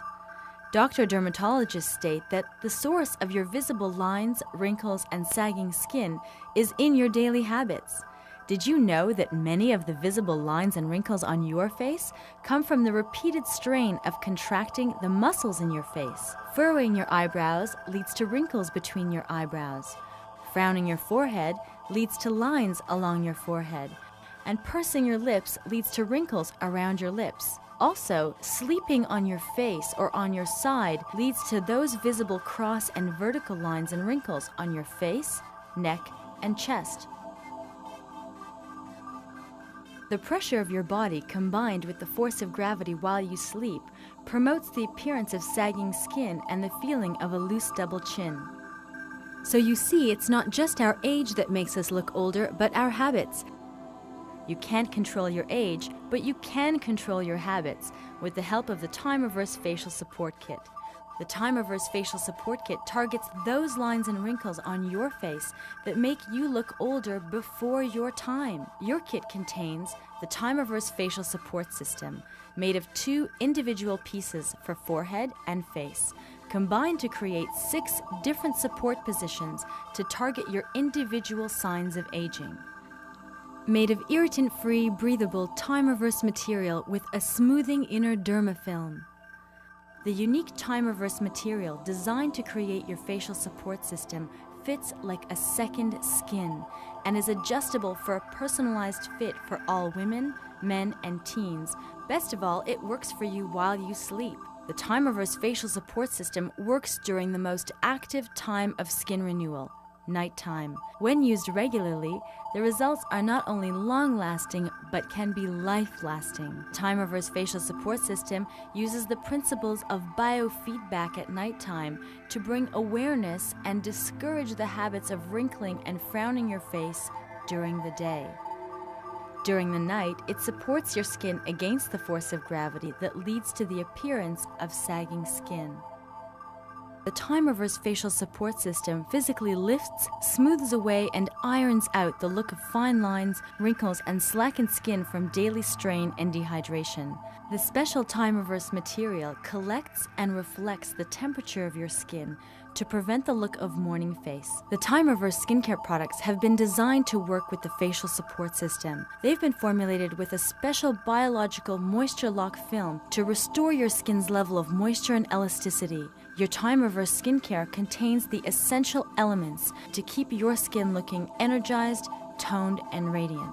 Wake up looking younger every day. Our clients have had fantastic results. My experience with Time Reverse products has been remarkable. What it does is relax your face. It's like a natural massage. You don't realize it actually happening. I am no longer wearing foundation, which is something I haven't done in years. And my skin, I've had many compliments on it.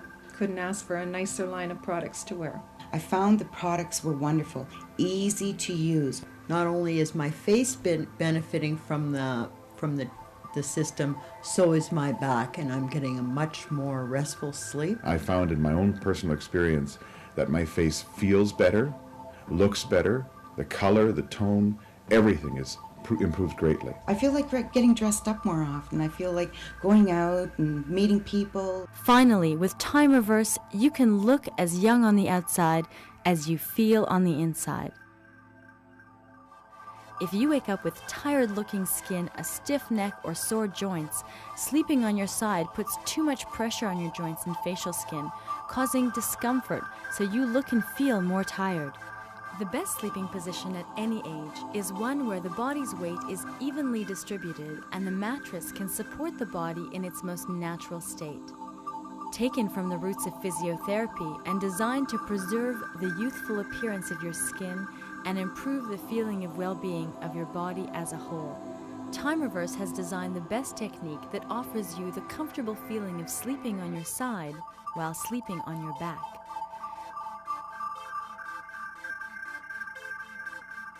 The Time Reverse sleeping position is better for your spine, your facial skin, and total body balance. It keeps you from straining and crumpling the delicate skin on your face, neck, and chest. It is also the position that keeps your stomach muscles and lower back relaxed and feeling comfortably relieved, promoting a more restful sleep. With your weight evenly distributed and your body comfortably balanced, your joints stay supported without excess pressure, so the body may use this precious time for restful sleep and naturally regenerate and repair itself from the strain of your daily life. Time Reverse keeps you looking and feeling younger longer. Choose a pillow long enough to extend past your knees so they may rest comfortably in a relaxed state. Begin by putting the pillow under your knees. Lay back and adjust your head and pillow under your neck.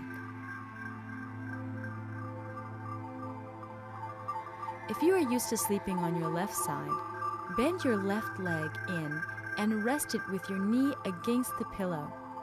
Turn your body slightly so that your weight is shifted onto your left buttock, and turn your head slightly so that it may rest gently towards the left side of the pillow. If you are a right side sleeper, repeat the directions above using your right side. If you still feel yourself turning after a few nights, sleep with your left arm or your right arm raised and rested on the pillow above your head.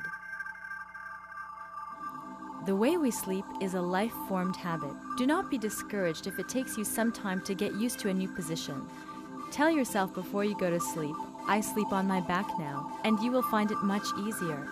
Once you begin to see the morning benefits of a healthier-looking skin and the feeling of total body invigoration, you'll look forward to resting in your time-reverse sleeping position every night. It may take a few days getting used to, but don't give up. Old habits may seem hard to break, but once you give yourself the chance to develop new anti-aging habits, your face and body will be thanking you for years to come. You can't change your age, but you can change your habits. It's never too late to look and feel better about yourself.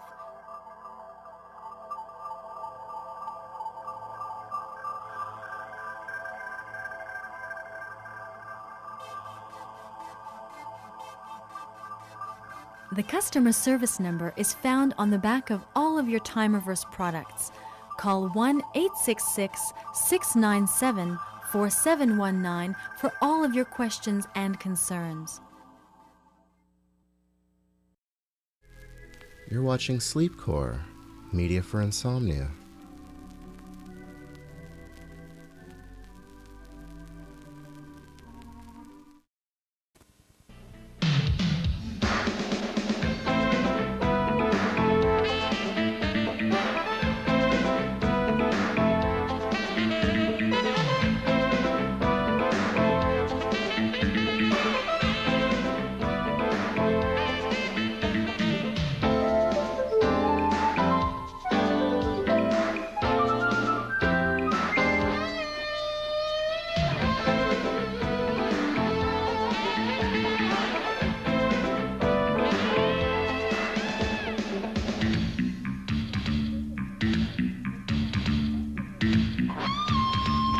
Welcome to Vacation Network. Mr. Dunn is expecting you.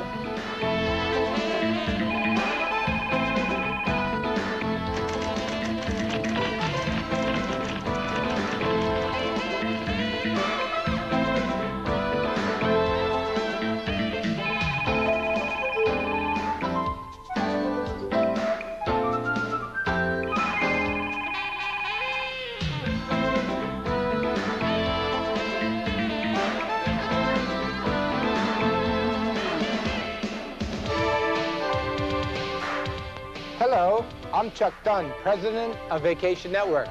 Welcome to our home.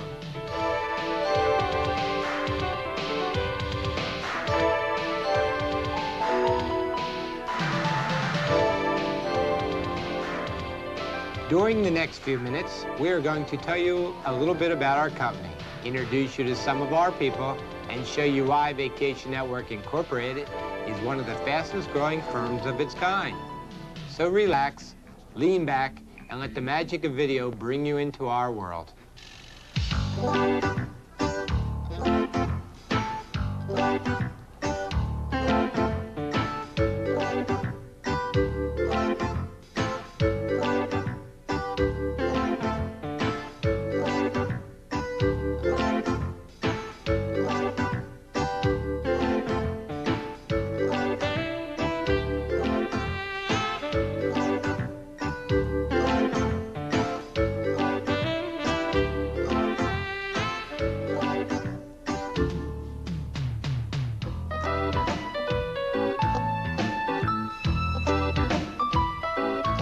Vacation Network is in the business of helping people enjoy their vacation to the fullest extent possible. In order for you to understand what we do and why we do it, I'd like to tell you a little bit about the background of our industry. To most people, vacations are the most important week or weeks of the year. And why not?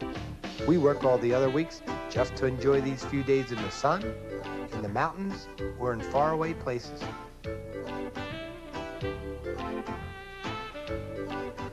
Until the last 20 years or so, when families went on vacation, they usually stayed at hotels or motels, and depending on what they could afford, that could be a glamorous place to stay or just an ordinary hotel room. Of course, some people never had to settle for a hotel room. If they could afford to invest $75,000 to $100,000 or more, they could purchase a condominium where they could relax, spread out, and enjoy all the comforts of home. Owning a condominium in a resort area became so popular that an entirely new concept in vacationing was established. Instead of buying a condominium outright, people could buy the use of the condominium for 1 or more weeks a year. It's called timesharing or interval ownership because you share the ownership of the condominium with other families and pay for only the weeks or intervals you expect to use it each year. Timesharing has become so popular that literally hundreds of thousands of people from all over the world now own timeshares in resorts from Mexico to Miami, from Boston to the Bahamas, and from Hawaii to the Hampshires. I've been in the timeshare industry since it came to this country and has served as an executive with several of the major timeshare organizations. That's when I started formulating the plans for what later became Vacation Network. Although many people enjoy vacationing in the same places year after year, some people prefer to see new sites, to vacation in different areas, and to experience different activities each year.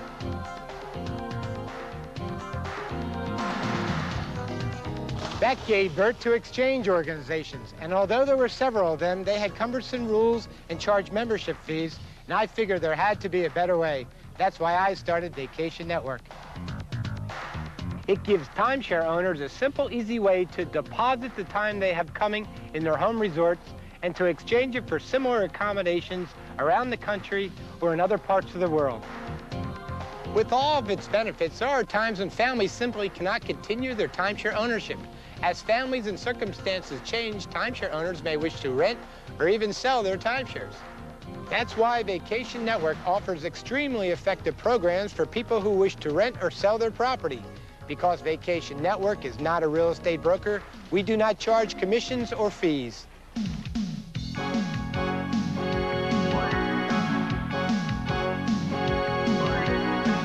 Vacation Network employs over 80 people. They are each specialist in the various phases of our business, and each one is trained to assist our members and associates in every way possible.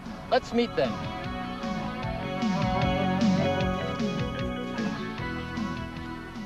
Hello, I'm pleased to tell you about Vacation Network. We now have in excess of 80,000 members and currently add about 10,000 new members each year.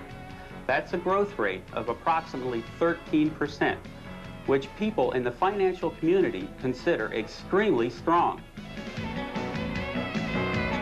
Vacation Network has no liabilities and no debt structure and is in a very favorable financial position.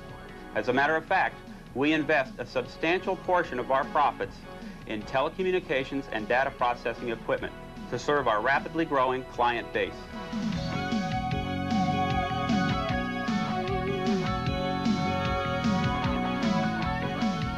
As Chuck told you, our primary function is to serve timeshare owners. We do so in many different ways, and we are continually searching for new ways to serve them even better.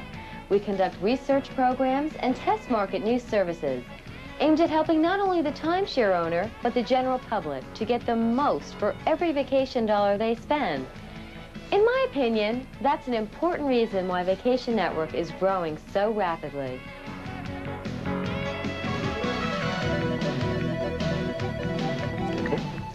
As part of our program to help timeshare owners sell their property, Vacation Network advertises in over 1,900 newspapers across the country.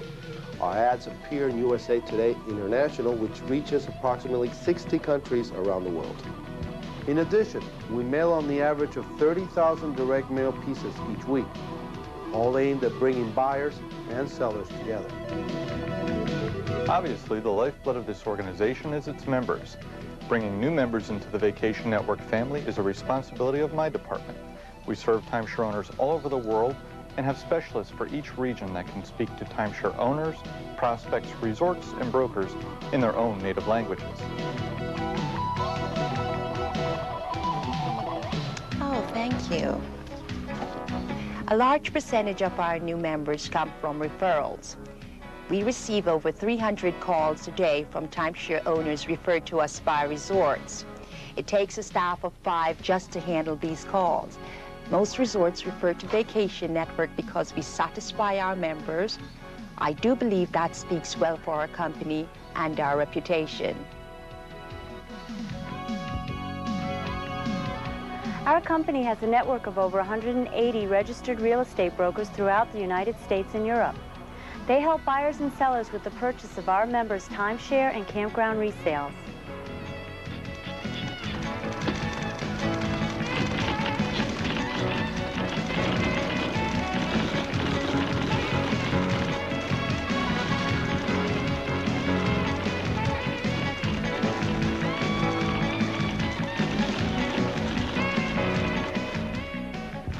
When one of our members wishes to deposit his or her timeshare with Vacation Network, we call the resort to verify that the maintenance has been paid, that the week has not been registered with another exchange organization, and that everything is in order.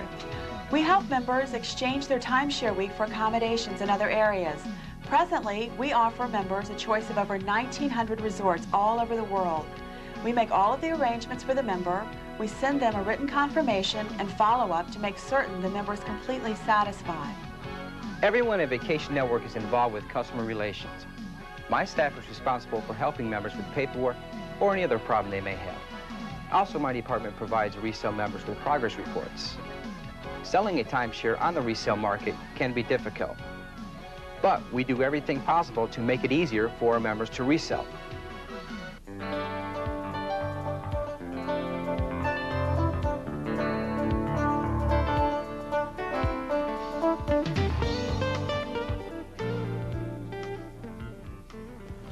Vacation Network has earned an enviable reputation in the industry for honesty, integrity, and fairness.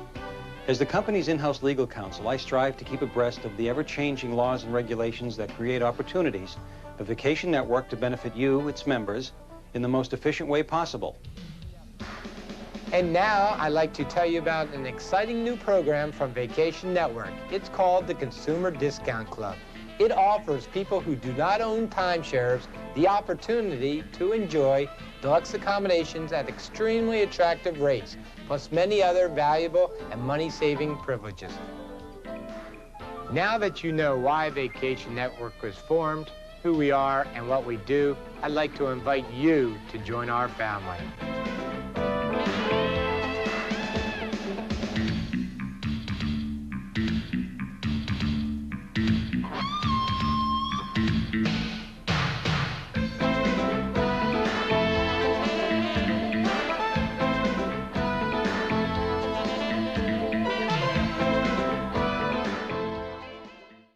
For more than 2 decades, Sybaris Pool Suites have proven to be the perfect place for couples searching to get away. A paradise for couples seeking to ignite their feelings, rekindle their romance, and enjoy quality time together. A Sybaris Pool Suite is a delight to the senses, providing every amenity possible. It's the ultimate romantic experience. Let's begin your romantic adventure together with this sneak preview of Sybaris Pool Suites. Luxurious. Romantic, relaxing. I made him laugh. Fun, yes. I made him laugh. I was counting the times I was making him laugh. It's just the two of you, together, alone, in a Sybaris Pool Suite. the perfect marriage of soothing water and comforting fire, a luxurious environment which brings couples closer together. I think it's real hard for people to get time alone because there's always something else going on. Yeah, it was nice that you didn't have to worry about the phone, the doorbell, the kids, but we've never had the luxury to just lay there and talk to each other, you know, and I think it was 3 in the morning before I realized it's 3 in the morning, you know, we just got deep in talk and relaxing and having a good time. Everybody wants to be held and cared for and touched and loved, everybody. For 20 years now, Sybaris founder Ken Knutson has witnessed what his dream has meant for thousands of couples. It allows people to open up and talk, and they can't do that at home. The triggers of home life keep you from doing that. And the communication is priceless. It's that time that you can talk and share and say how you feel. That's what Sybaris brings out of you.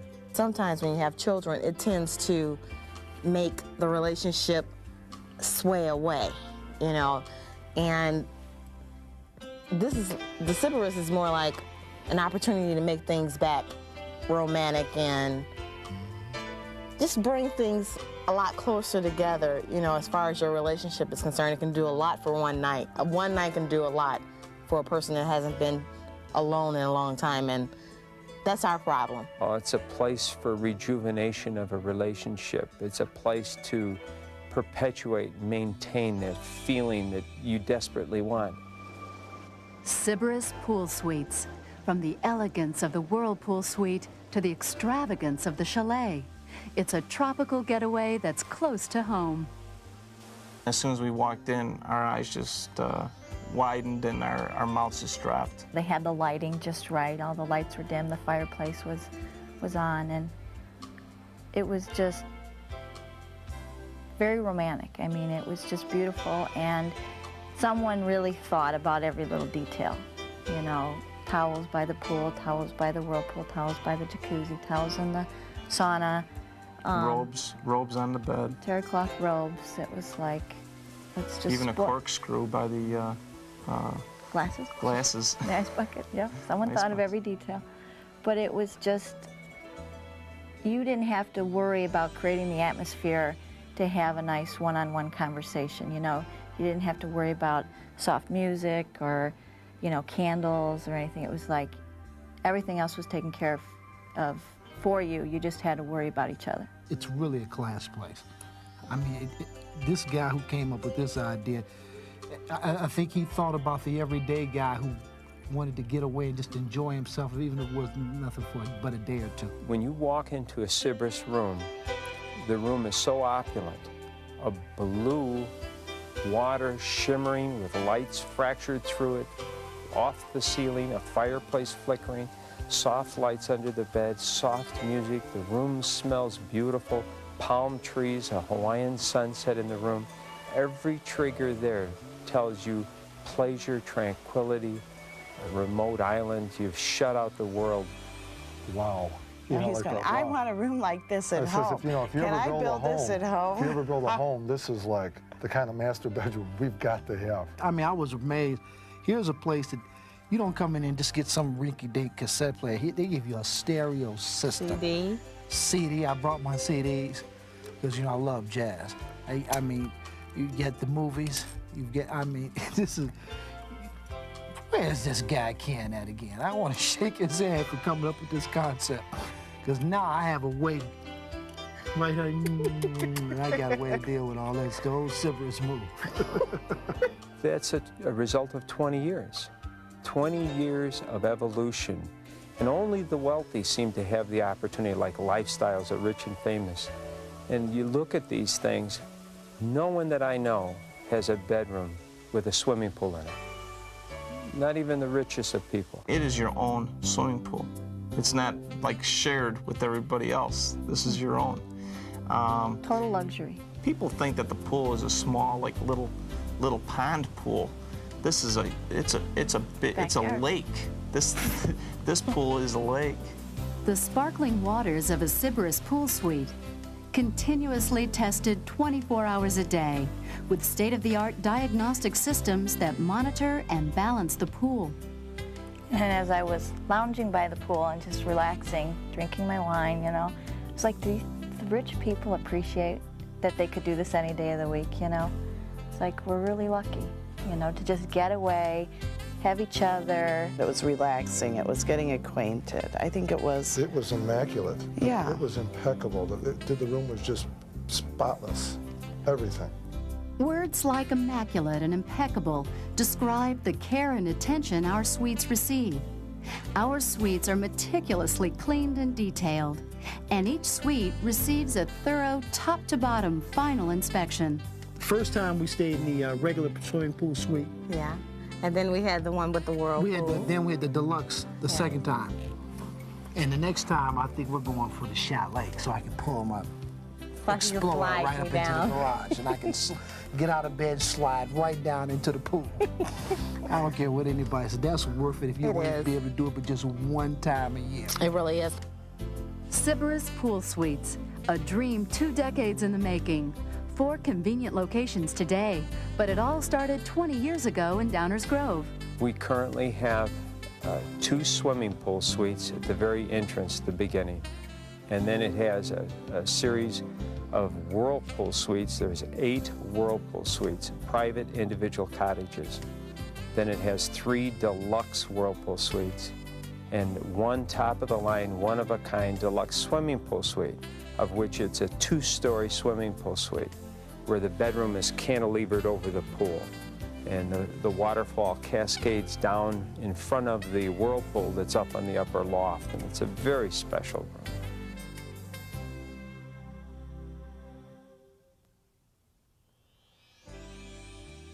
Northbrook is probably the most deceiving because the entrance is only 100 feet wide, but it opens up into a 1,000-foot run of 5 acres in the back, and that's secluded in the forest preserve. Just gorgeous.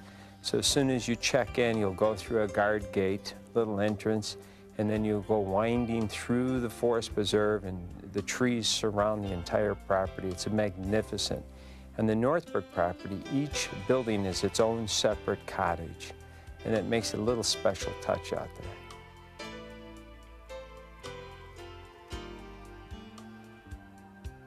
The Mequon property is probably one of the most beautiful properties that we have. It has a 300-foot entrance, and down the entrance on either side are lanterns.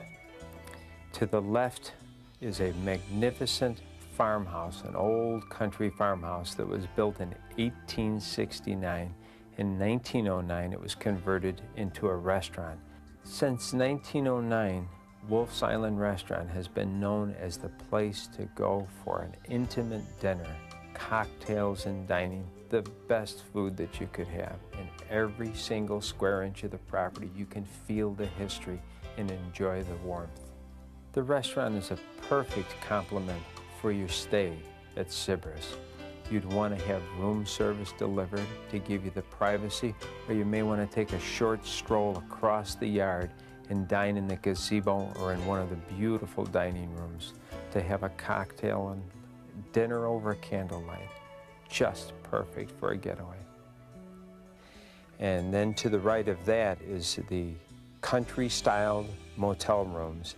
Each room is antique style, mansion beds, armoires. The whirlpool for 2 is surrounded by lace.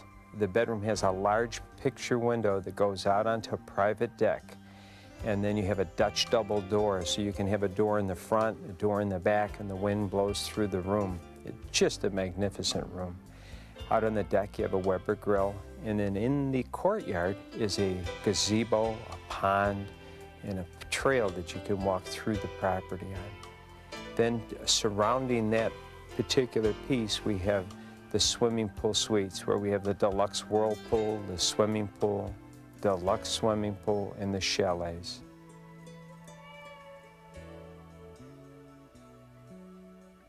Frankfurt Sybaris is also built around a 100-year-old farmhouse. It is magnificent. And you come in the same as you would to the Mequon property, and at the very front is this 100-year-old farmhouse that we completely rehabbed, and that serves as the office check-in area. The swimming pool suites surround this farmhouse, and it's magnificent. It's all done the outside like an antique, lap-sided to match the farmhouse, all done in white and black. Just beautiful. Sybaris Pool Suites. Romantic, luxurious, and affordable. What's it cost to get on a plane and fly down to Florida somewhere? It costs you, first you got to get on a plane, you got to worry about luggage, you got to worry about travel arrangements, you got to worry about this and that. I mean, this Sybaris concept to me is so amazing because it gives you a vacation without leaving anywhere. I think it's a perfect anniversary present for each other, or something, you know, just to spend on each other, a little splurge every once in a while. I think it's very affordable. We're thinking of giving our parents a gift certificate there. Definitely. They deserve to get away too. I can't think of any place locally where you could get so much for really so little. I mean, it's not cheap per se, but I think like on an annual basis, like if you take a vacation or a weekend out of town, it kind of fits that bill. And it's got so much to offer once you get there. But I think it was instant relaxation. And the number one question that everyone asks, is it worth the money? I don't even hesitate. I'm like, absolutely. You know, and we're not made of money. He's a teacher. Catholic school teacher, I might add.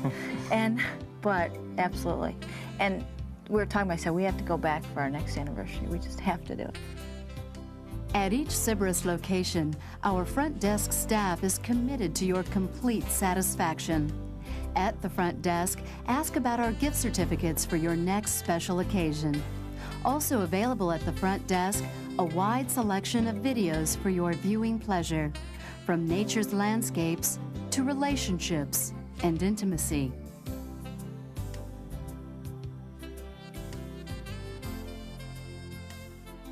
You hear a lot about the Sybaris, but it's more than what I imagined it would be. Oh yeah, we left out of there like we were dating again.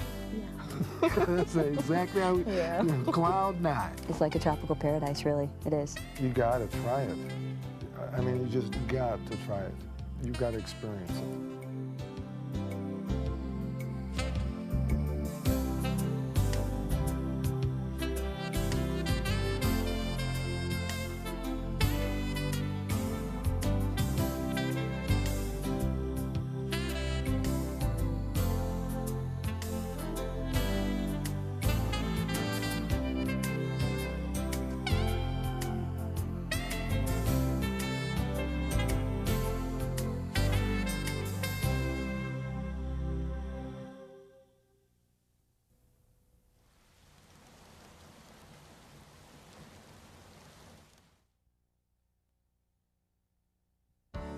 And now choose from an array of romantic gifts from Sybaris's own gift catalog. Gifts you can order to be delivered to your home or have placed in your suite prior to your staying with us. Featuring unique gifts like this exquisite live red rose sealed in 24-karat gold. Or these soft terry cloth robes and lounging bath wraps. Treat your loved one to a romantic massage utilizing luxurious scented body oils and lotions. Order fresh flowers to be delivered anywhere in the continental United States. Get your free catalog today by calling 630-543-9900. You can also visit us on the internet at www.sybaris.com.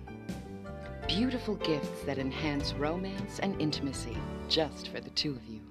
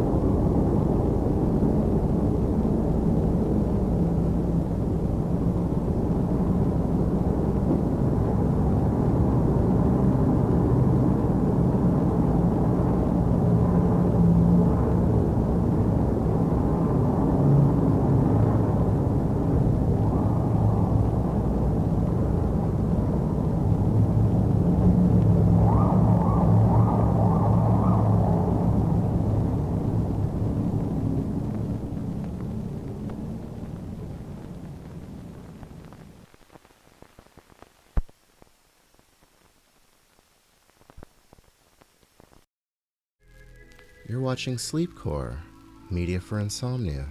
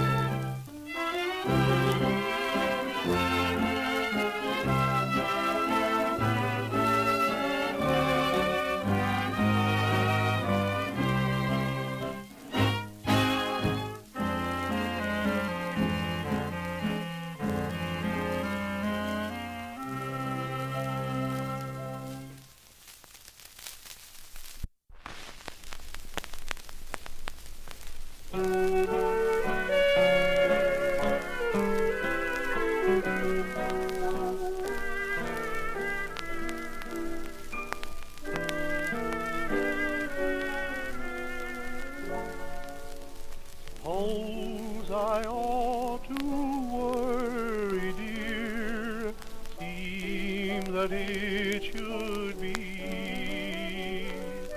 Suppose I ought to shed a tear, you're so far from me. But each night, 'neath the blue, this is all I do. I sit on the stairs, just counting the stars, telling them I love you, dear. They share my cares when you are so far. Seems that they bring you near. Somewhere the moon shines through your window pane, trying to tell you to come back again. I sit on the stairs, just counting the stars, telling them I love you.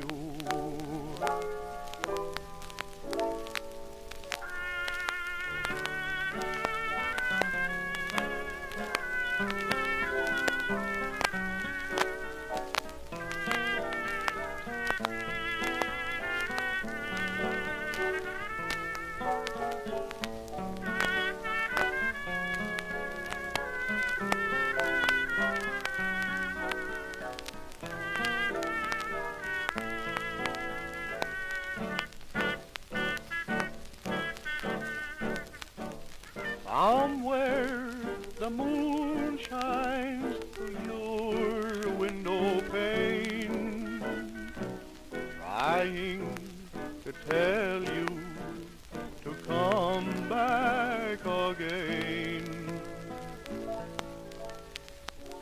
I sit on the stairs just counting the stars, telling them I love you.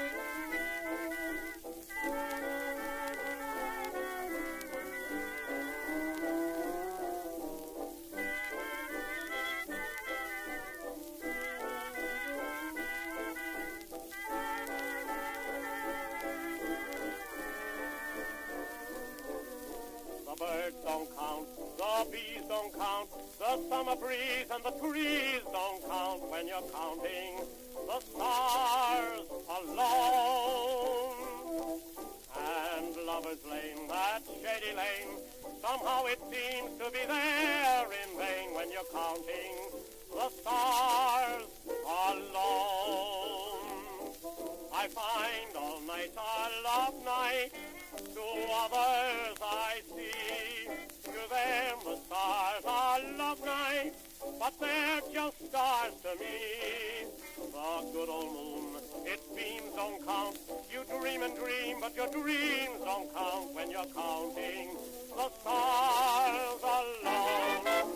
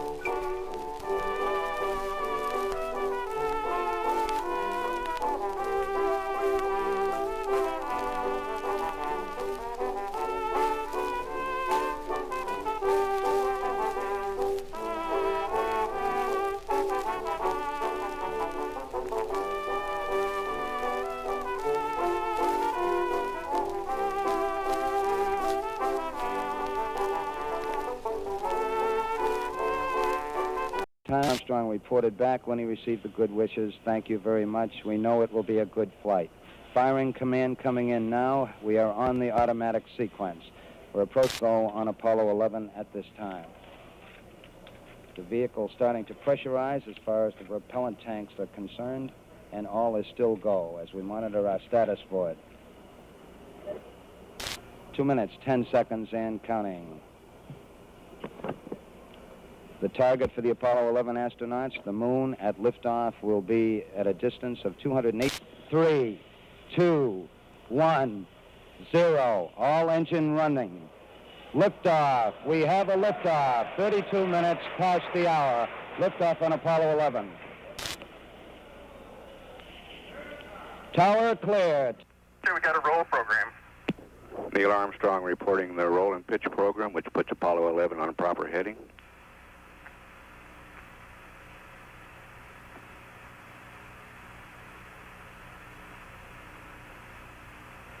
Plus 30 seconds. Roll is complete and the pitch is programming.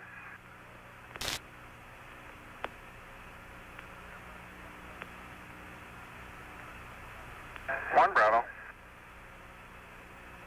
One Bravo is a abort control mode.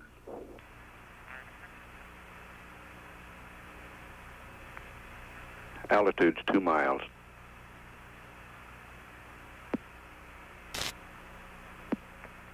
Apollo 11 Houston, you're good at 1 minute. Downrange 1 mile, altitude 4 miles now. Velocity 2,001. We only have one window that has a view of the Earth, and it's filled up with the TV camera. So your view now is probably better than ours is. Roger, we copy. 11 Houston, if you could comply, we'd like to see some smiling faces up there. If you could give us some interior views, I'm sure everybody'd like to see you. Over. Okay, we'll reconfigure the TV for that. Roger. Mike Collins there. Well, you got a little bit of... Yeah, hello there, sports fans. You got a little bit of me plus Neil coming in 5 by. Got a good... All right, put on the code. Roger. Looks like Neil is coming in 5 by there. 11. Mike, see you in the background. The definition is really outstanding.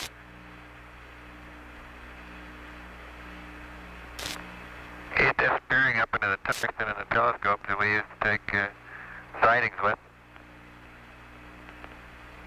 Roger, copy, and we see the disky flashing with a 651. In fact, we can read registers 1 and 2 quite. We can also give you the time of day in our system of mission elapsed minutes and umpteen seconds. The T2 event, that is about 3 hours from now. Stand by. Well, we'll give you some time to think about that. Tranquility Base, Houston, we thought about it. Fine.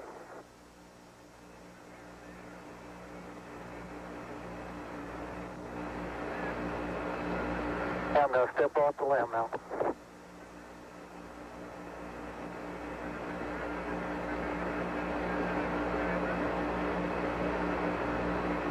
That's one small step for man, one giant leap for mankind.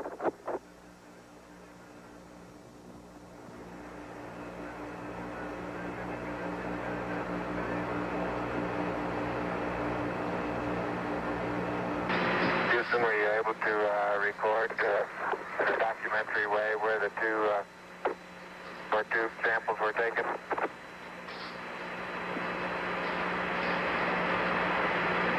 Negative.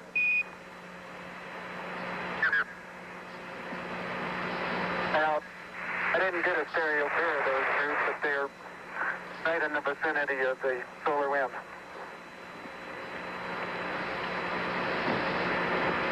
Neil, this is Houston. After you've got the core tubes and the solar wind, anything else that you can throw into the box would be acceptable.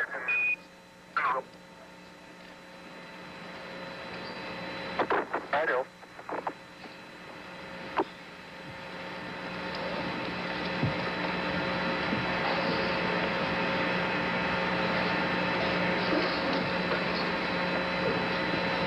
Cap was right. I got the cap. Got the cap? They're both good caps on around. Okay. And you want to pick up some stuff and I'll get these receptacle ones? Throw the solar wind in.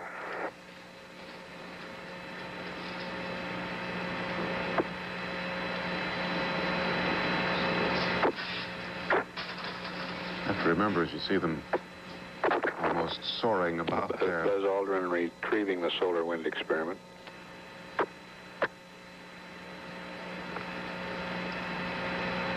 With all that equipment on, they would weigh 300 pounds on Earth. But only 50 pounds in lunar gravity. They're so very businesslike and calm about it. And yet it's still incredible to sit down here and look up there at me.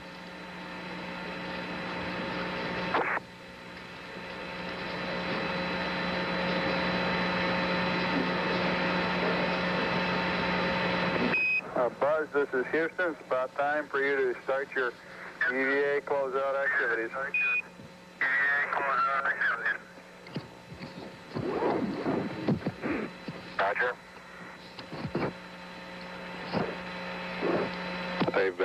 life support system.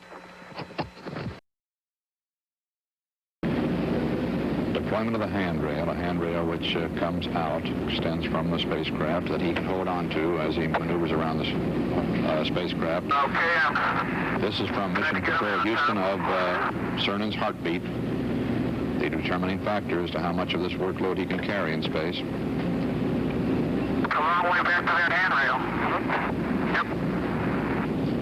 It says a long way to that handrail.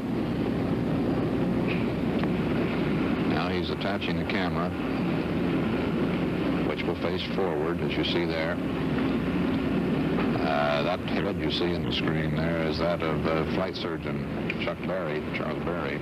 Yep, you better hold me, Colonel. Please.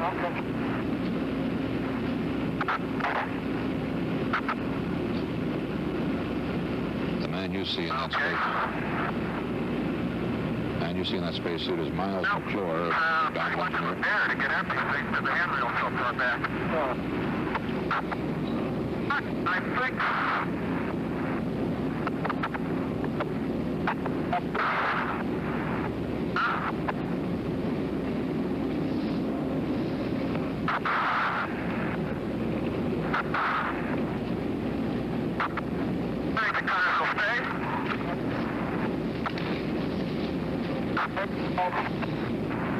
Pull me back down. I'll pull you down.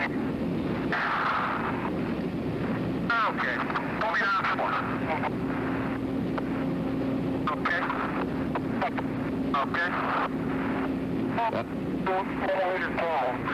That broken transmission sounds as if Cernan has stepped out of the spacecraft. Hey, Tom, put me back more. I don't see anything waving off the adapters from here.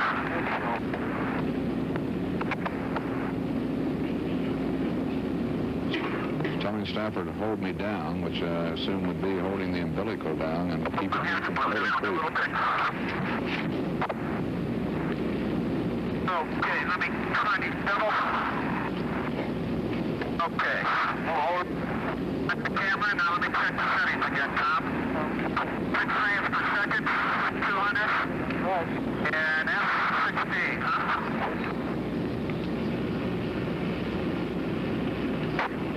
Strange world out here, you know? Yeah.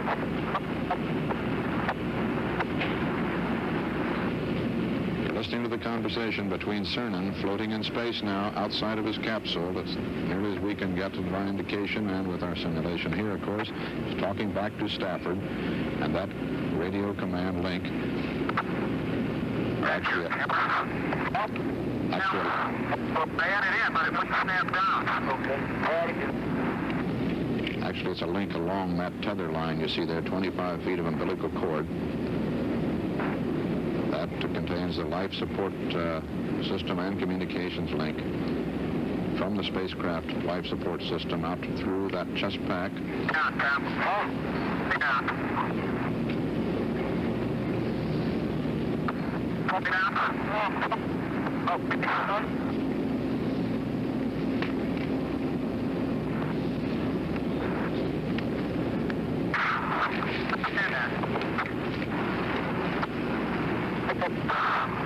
Hold on a minute.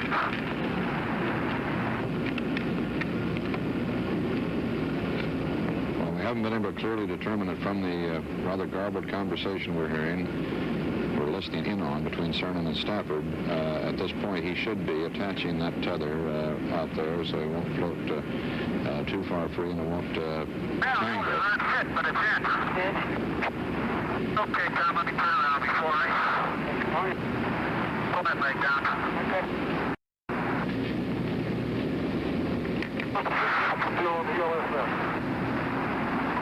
I'm all right.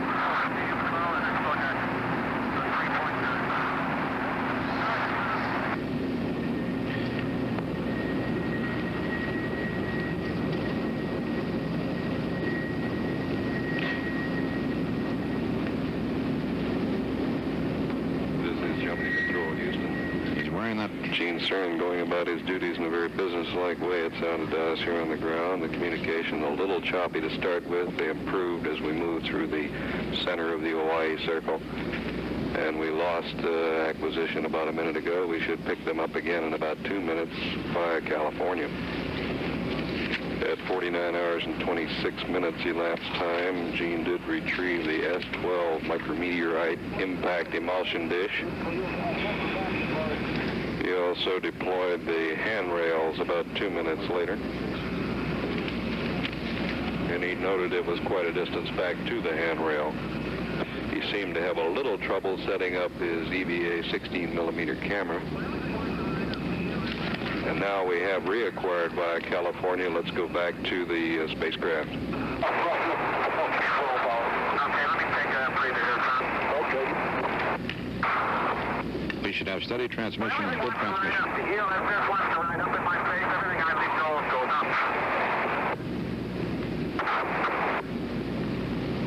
Houston standing by. Okay. We should have pretty good transmission now for the next 20 minutes until they lose the signal again over Antigua. The pass over Southern California and down around the Texas border in Mexico, out over the Gulf, but in communication with the Texas stations, then in the Kennedy station, Bermuda, and Antigua before we finally lose this signal again on the spacewalk. Hey, Dick, if you're listening, and I know you are, boy, you got a beauty coming.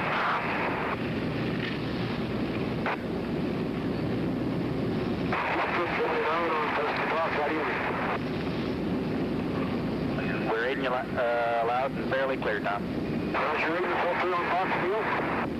Roger, you're clipping a little bit, Tom, but we're getting most of it.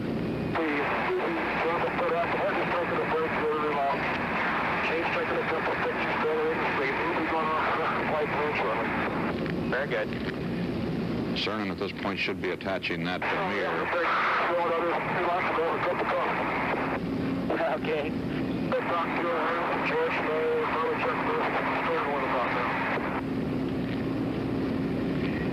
That mirror so that Stafford can see Cernan when he goes to the back of the spacecraft.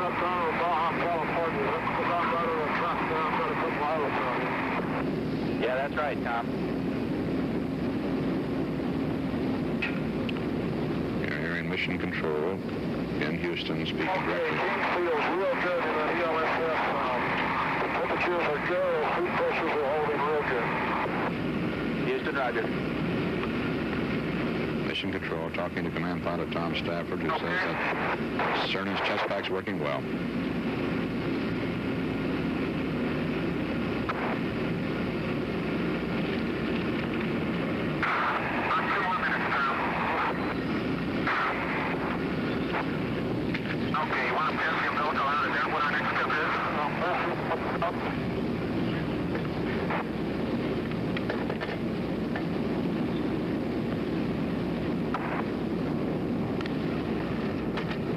That's a 25-foot umbilical cord on which he is maneuvering.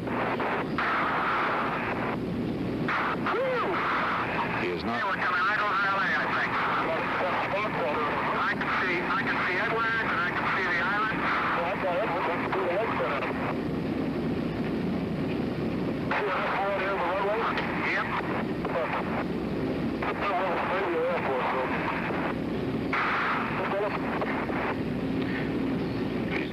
He's not actually maneuvering now. He's floating free. He'll maneuver later on in the spacewalk with a backpack.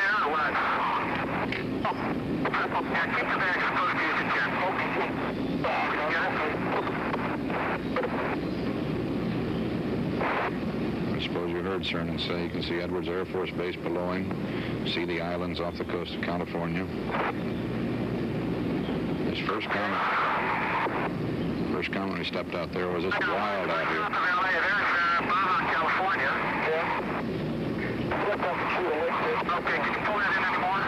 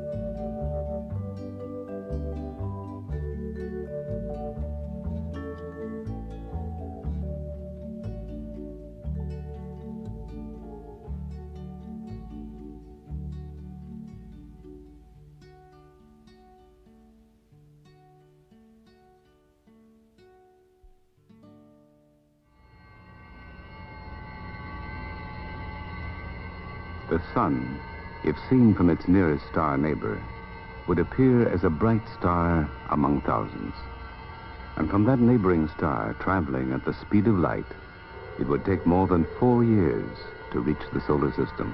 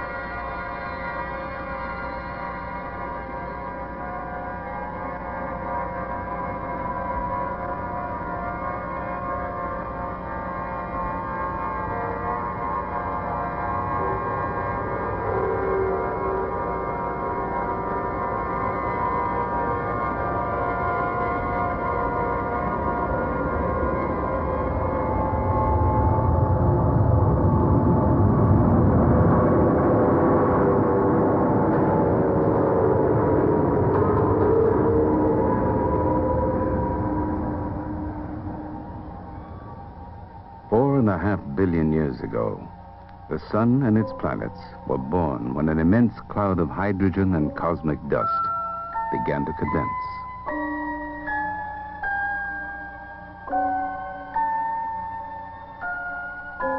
As the huge cloud collapsed, pulled inward by its own gravity, a massive sphere circled by a great rotating disk of gas and dust took shape.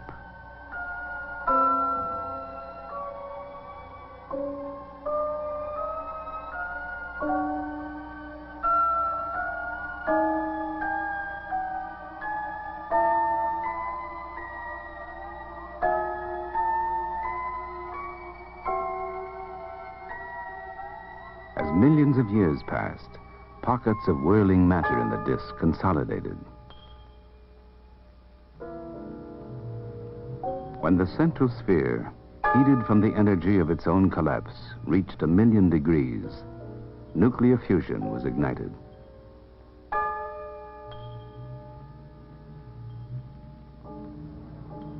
And so, the sun began to shine.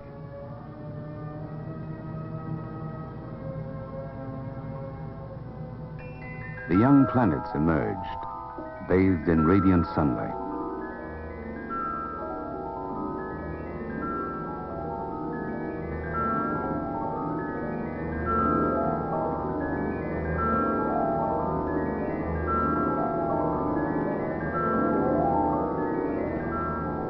Swinging in vast orbits around the sun, the planets evolved for billions of years, and each became unique. Mercury, closest planet to the sun, is overwhelmed by its fiery parent.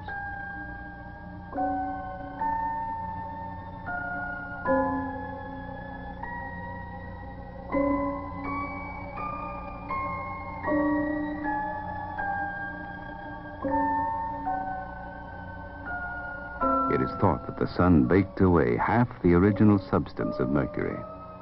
The lighter elements vaporized, leaving behind a planet made of rock and metal, 1/3 the size of Earth.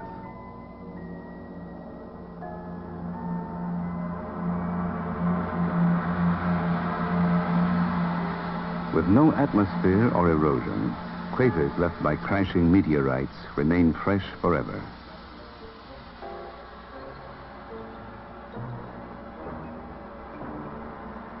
There is little chance for any form of life here. At noon, lead would melt. At night, the temperature becomes cold enough to make iron brittle as glass.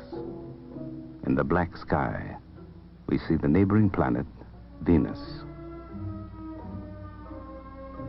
Venus was once considered Earth's twin, but rather than a heavenly twin to Earth, Venus, named after the goddess of love, is under its clouds a fiery hell. The clouds of Venus resemble the kindly clouds of Earth, but are made of carbon dioxide and traces of corrosive acids. The atmospheric pressure on Venus is 90 times greater than Earth's. The tops of the clouds are freezing, but under the clouds, trapped heat from the sun keeps the planet a raging inferno.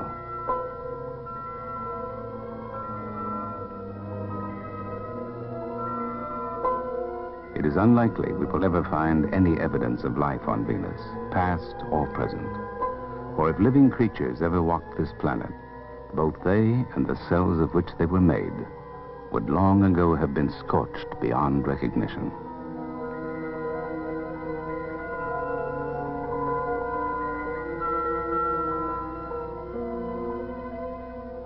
Past Venus, catching light that left the sun 8 minutes earlier, planet Earth and its moon.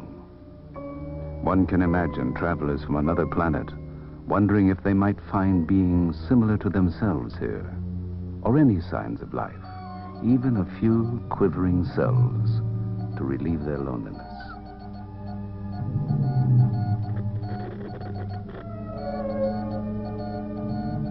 This is the view of Earth seen by human astronauts. To those travelers, it is home, where friends live and birds sing in the trees.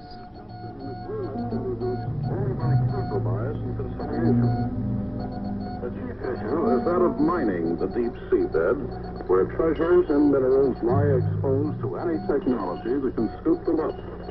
The trouble is that the developing nations want the activity. The atmosphere shields the planet from certain of the sun's harmful rays and absorbs enough heat to keep the surface temperature comfortable for life.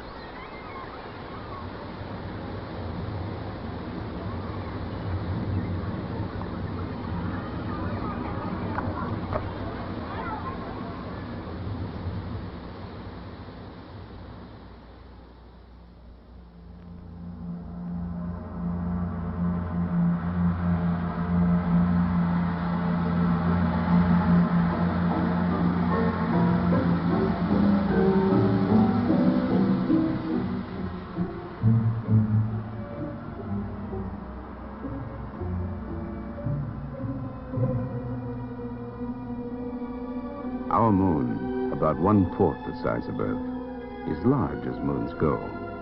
It is nearly the size of the planet Mercury.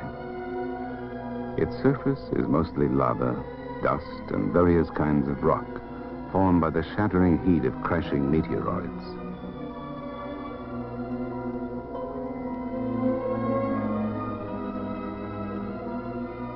There is no air here and no sounds. The dust is neither stirred by wind nor wet by water.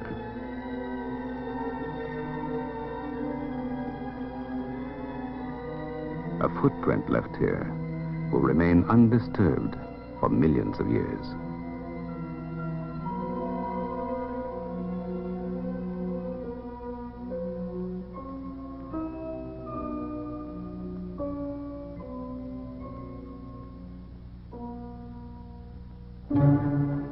About 75 million kilometers beyond Earth, the red planet, Mars.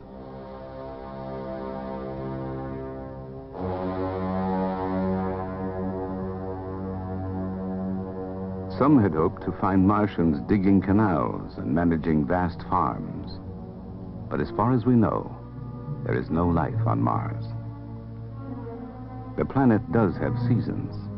Ice caps at the poles change size as summers and winters pass. Every 25,000 years, they tilt a bit toward the sun and may melt, giving Mars rivers and valleys.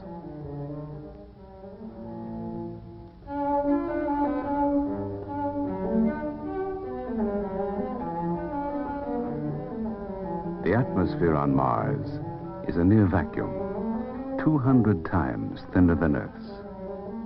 The planet's surface is marked with craters, canyons as long as North America is wide, faults and sand dunes. The crust is pierced by many volcanoes, including Olympus Mons, 3 times higher than Mount Everest.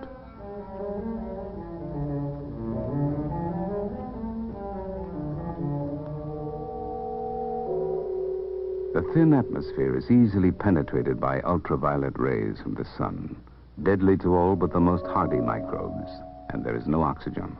Yet we have not quite abandoned the idea that something that moves lives here.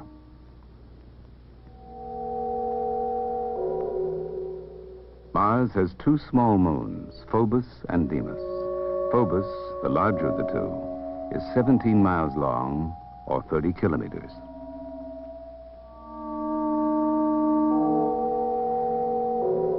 Beyond Mars, in an orbit where we expect another planet, we find instead the asteroids.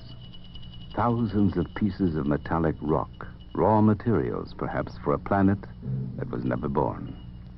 The largest is about the size of the state of California. The smallest, a grain of dust.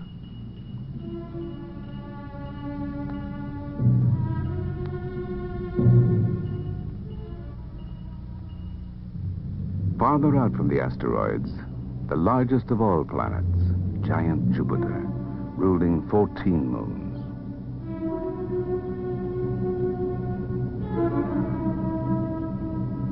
Had it grown 5 to 10 times larger, it might have collapsed, ignited, and glowed with a red light. Our sun would then have become a double star, like billions of others in the universe. The Great Red Spot is perhaps a gigantic hurricane.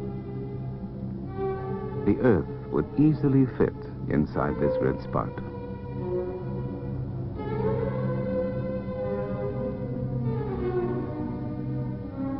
Jupiter's atmosphere, topped by bands of frozen ammonia clouds, is 1,000 kilometers deep.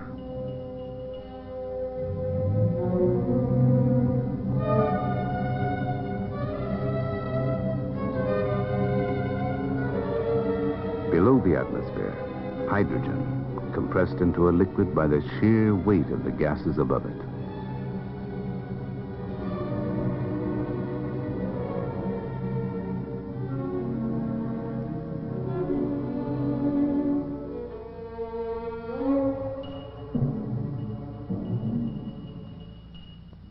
Of Jupiter's 14 moons, the largest is Ganymede. It is 1.5 times larger than our moon.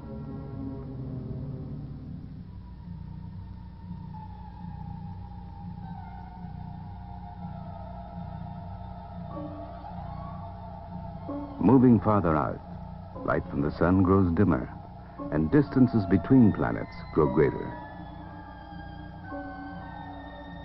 Nearly 1.5 billion kilometers out from the sun, the most elegant object in the solar system, Saturn, with its rings circled by 10 moons. The rings of Saturn are composed of countless rocks coated with ice.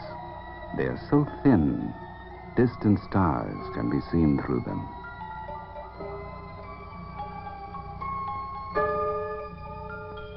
Saturn's largest moon, Titan, has an atmosphere, a poisonous mixture of hydrogen and methane gas.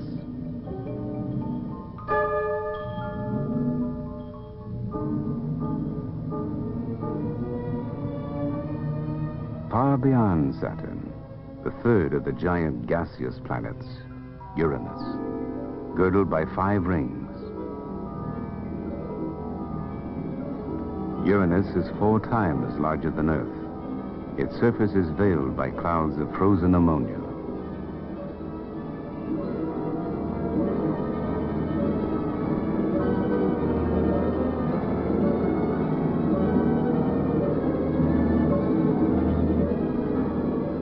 The distance to the next planet is more than 1 billion kilometers. Neptune, the last of the giants, accompanied by Triton, one of its moons.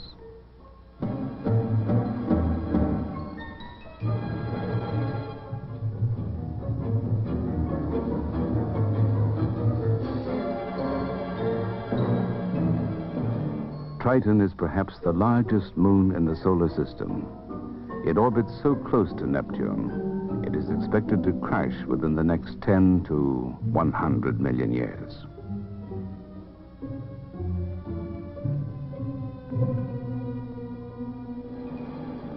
The sun is but a bright star shedding no warmth on the desolate landscape of Pluto, the last and least known of the planets.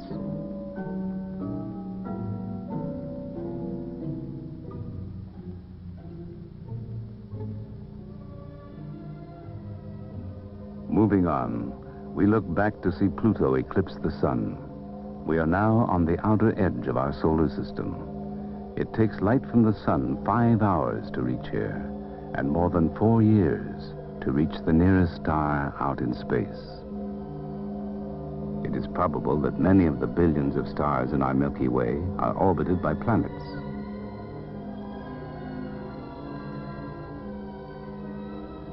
And beyond our galaxy lie billions of other galaxies with their countless stars. Are we alone in the universe?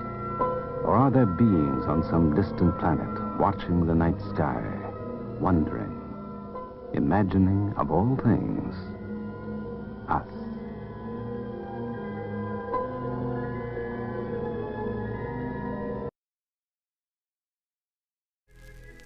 You're watching Sleepcore. Pleasant dreams.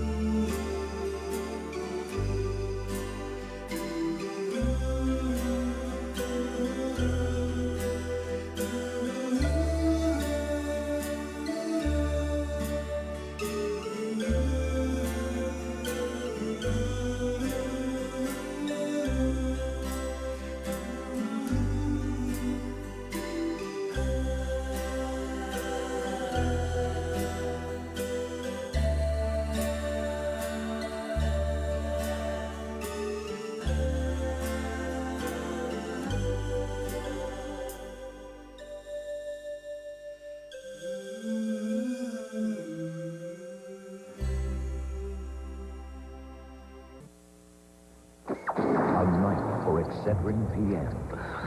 This day won't go away. My allowance. Your vacation? Canceled. The check bounced. can't sleep and my head aches. You want Excedrin PM, strong aspirin-free headache medicine you can feel good about, plus a gentle ingredient to help you sleep. Mother is staying indefinitely. Make a bad day go away with Excedrin PM, and rest assured it's aspirin-free.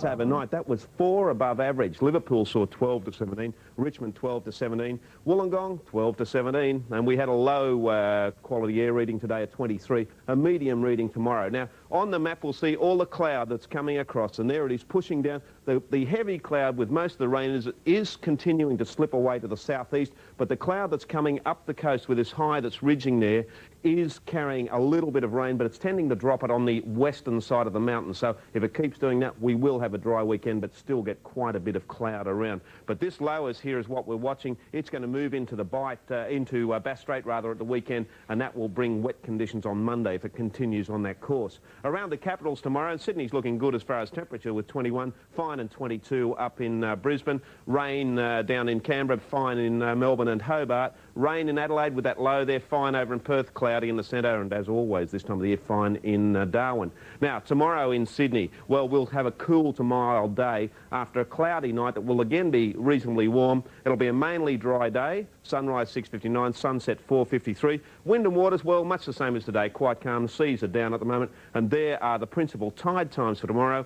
Looking at the temperatures, a little bit up on today, tops of 21 through most of the area, even 12 up in Katoomba, so not too bad for the mountains. And looking ahead, well, Sunday, cloudy, mainly dry. Let's hope Monday showers, Tuesday showers. So weekends are starting to look okay again, folks. Thank you, Rob. Have a nice weekend. Hope we believe you. Looking back tonight, at tonight's top stories on 10 News, Prime Minister... McLaren, you tell General Fogarty you want to go to Seattle and Pat now.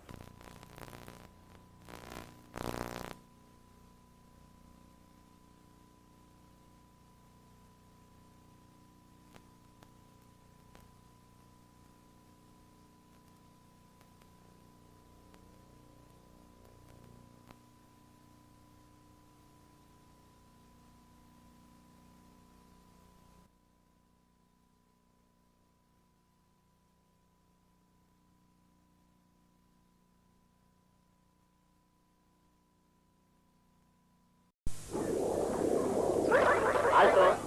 En la biblioteca de diseño electrónico encontrarás el lado práctico de la electrónica, cómo montar un ordenador, cómo recibir televisión vía satélite, los porqués para dominar la nueva electrónica. Biblioteca de diseño electrónico con el tomo 1 gratis del 2. Ediciones Ingelec. Usa el consultorio telefónico. You are watching is a paid advertisement. USA Network is not responsible for the claims and representations made by the sponsor. The beauty secrets of some of Hollywood's biggest stars are revealed to your host, Morgan Brittany, who learns the art of staying young and looking beautiful from some of the most glamorous celebrities in show business. Because you don't have to be a movie star to look like one. Join us for Morgan Brittany on Beauty, with today's special guest star, George Hamilton. Ladies and gentlemen, Morgan Brittany. Thank you. Thank you. Hello. Welcome to the show. I'm so excited about today's show. Now, my guest is one of Hollywood's biggest stars. His face has been in every major magazine, and he's often seen with some of the sexiest women in the world. And today, he's here to tell secrets. That's right. For the first time ever, he's going to reveal his very own personal method for looking so good. Ladies and gentlemen, help me welcome the glamorous, the gorgeous, George Hamilton.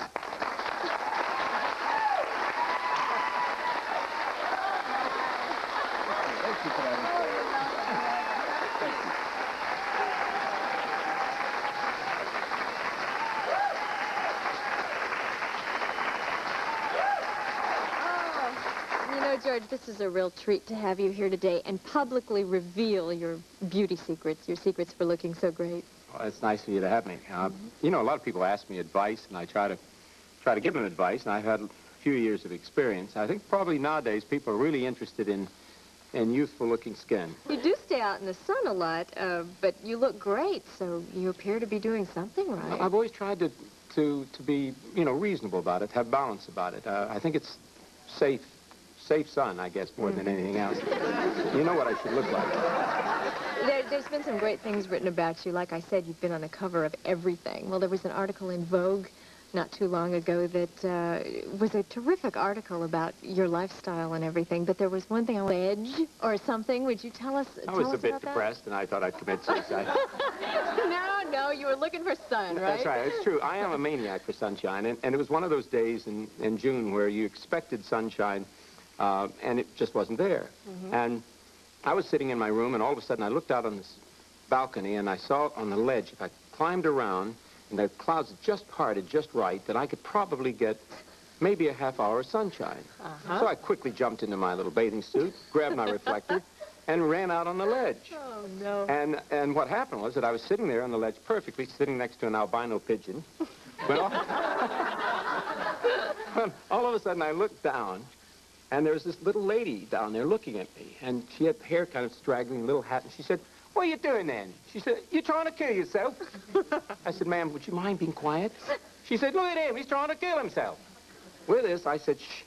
And about 18 people all formed around this little lady, and I was driven back into my room. I waited for another 15 minutes for the crowd to disperse. I went back out, and I sat for almost an hour and got perfect sunshine. The pigeon, of course, has skin cancer. Well, being a sun worshiper, all right.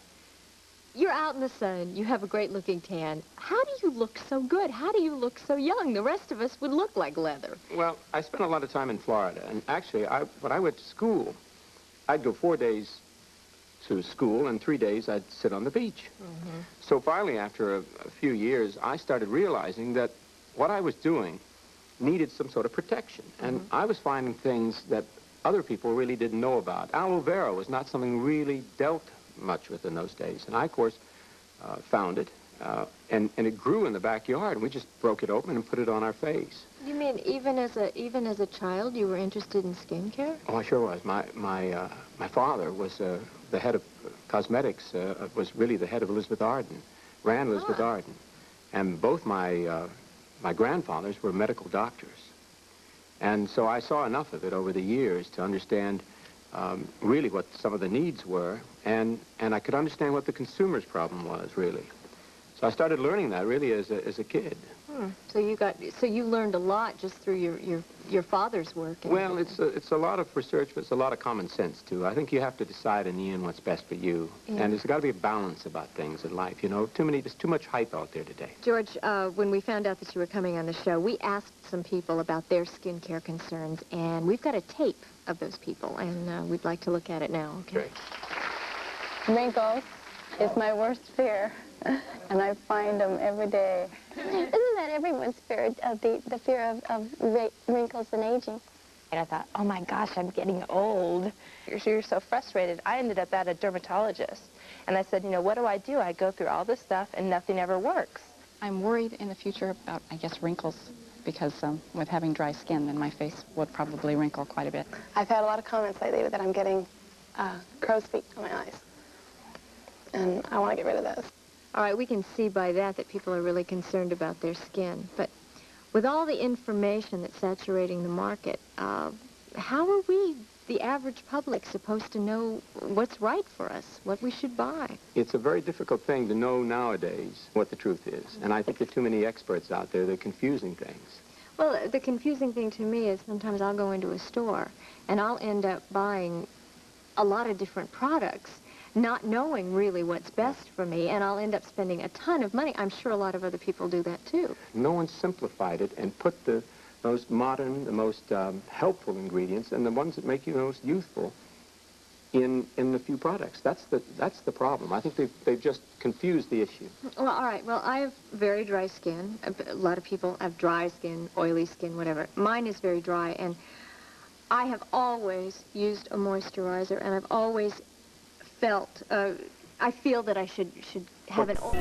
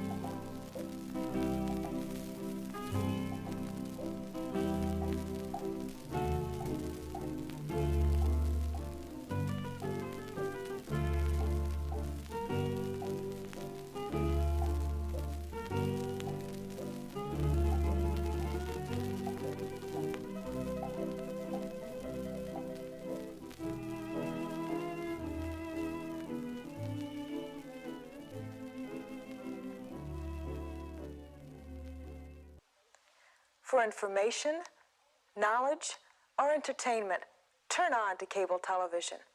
Cable, it's the one to watch.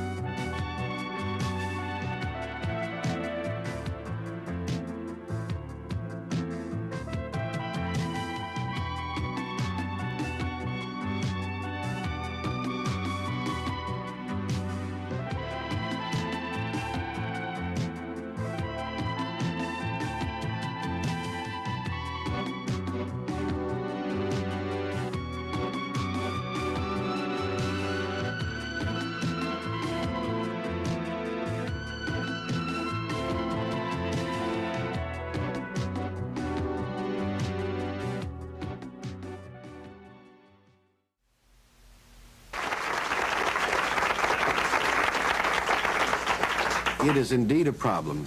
How does one follow from body to out of body? What is an out of body experience? Well, an out of body experience is a state of being, a state of awareness, a state of action, separate and apart from the physical body. About 25% of the population throughout the world, I guess, has this spontaneously take place that they're aware of at least once in their lifetime. No, what happens? Yeah, what happens? Well, what happens is that you as an individual suddenly find yourself, for one reason or another, apart from your physical body, and yet you can think, you can be, you can act, but your physical body is in some other location. It may be only 2 inches away or 2,000 miles away. Now, we've heard about people who have supposedly died and then have come back to life. That is also an out-of-body experience? That is indeed an out-of-body. It's a rather extreme way. You believe in that, then? Oh, yes. So in other words, if someone's in an awful automobile accident and the next thing they know, they're kind of floating above it, watching...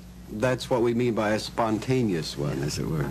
And it is very, very common. And also, a very important thing is that everyone does this.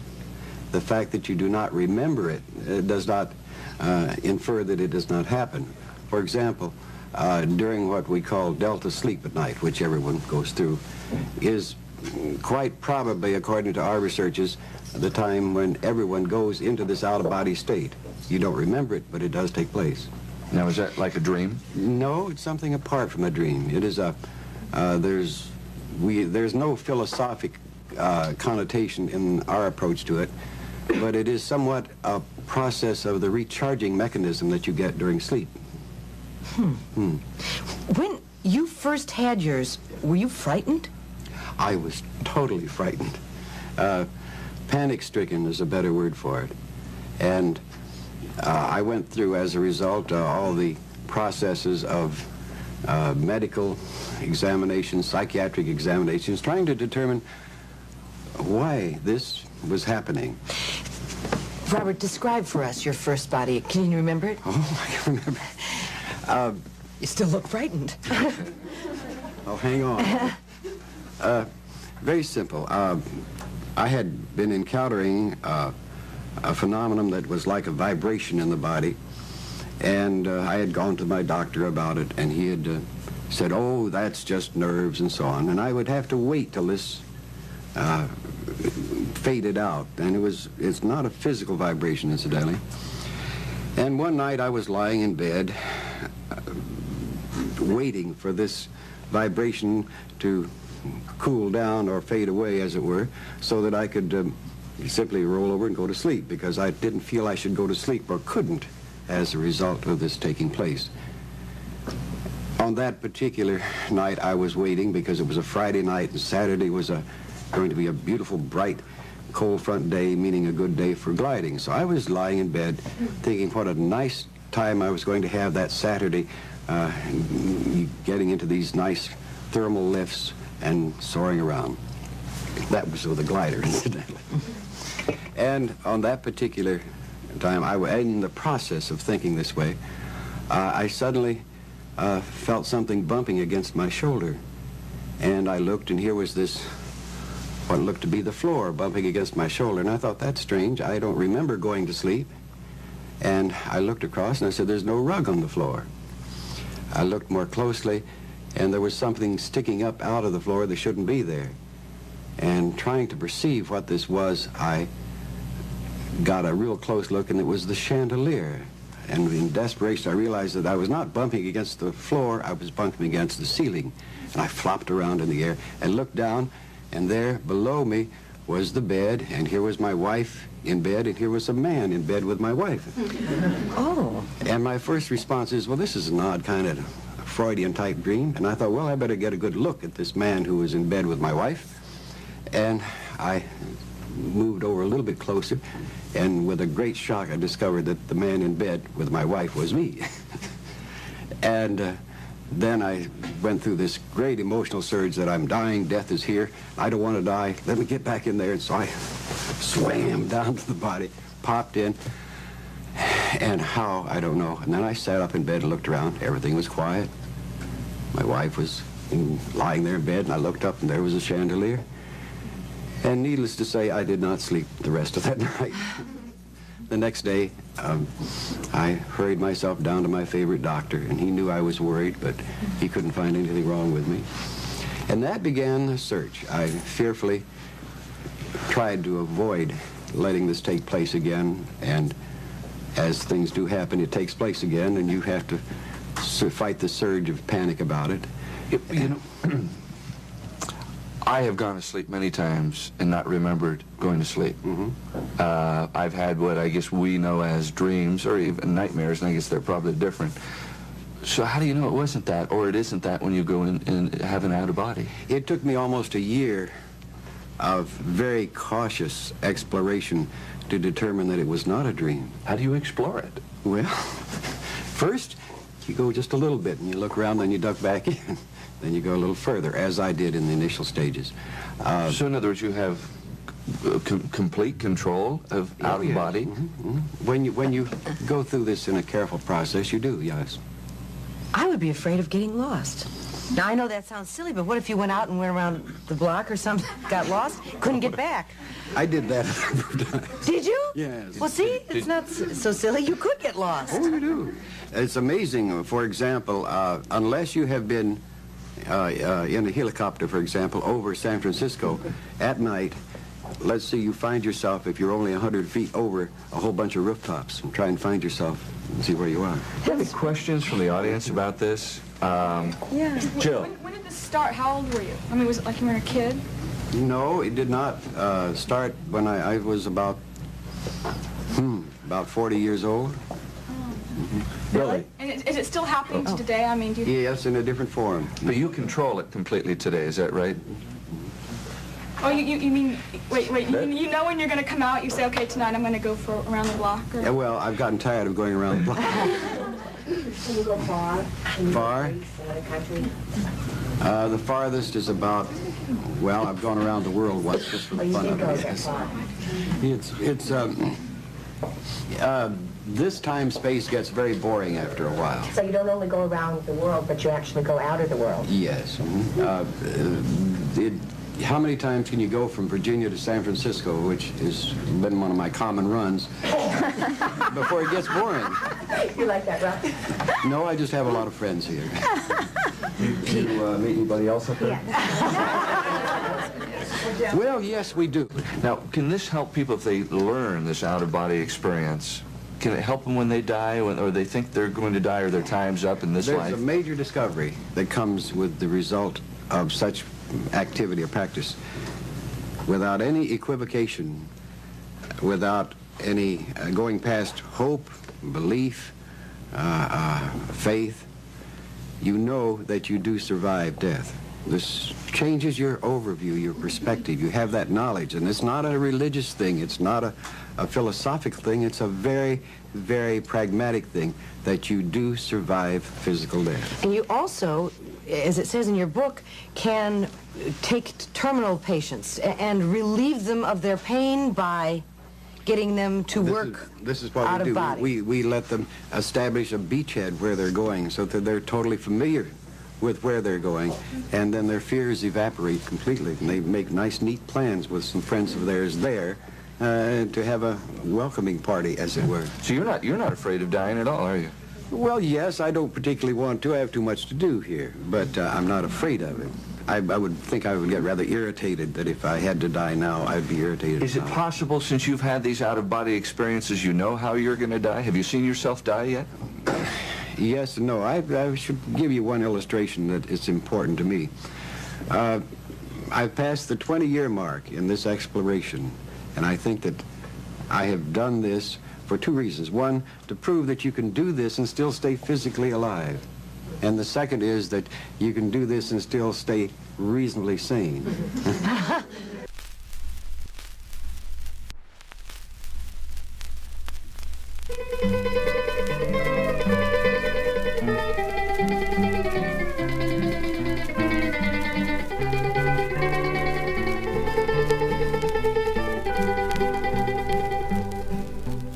There at the end of memory lane, there are many who have walked in gladness, but I was the one who walked it last. I walked it alone in sadness. I received a letter from my love, opened it, and this is what it said. I am sorry if I've hurt you, but now it is too late. For another man, my darling, I have wed.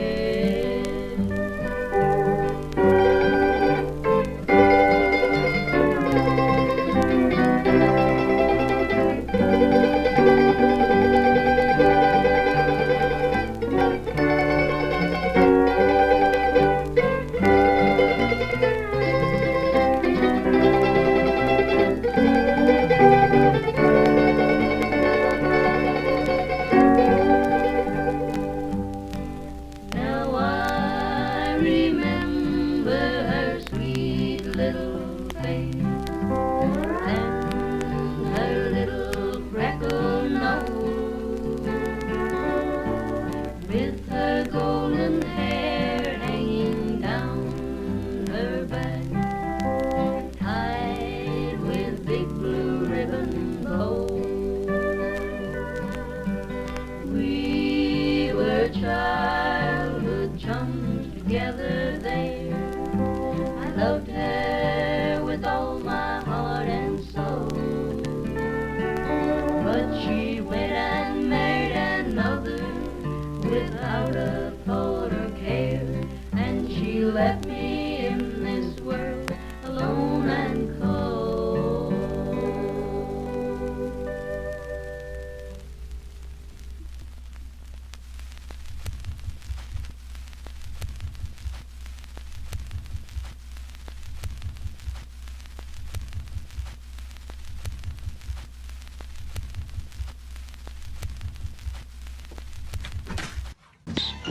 With Chuck Norris.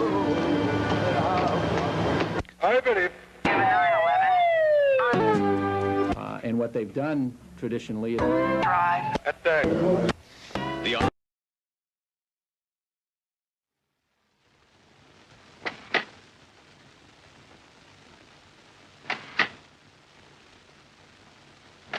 Cous. I know, Joe. And off of black. Are worried that Marcos will try to operate on the bio. But with the I'm waiting.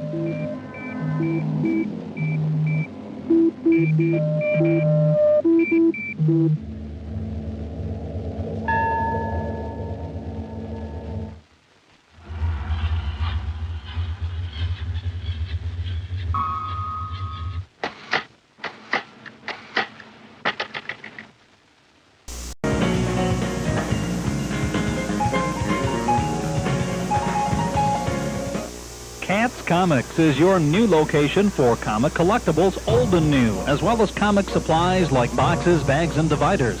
Cats Comics also carries trading cards. Well, why don't you let him go, Alex? He looks so sad. No, Nick, he's fine, really. 900-884. He's an annex. This is against suggestion, not an ulcer. We will show you how to dress your home for...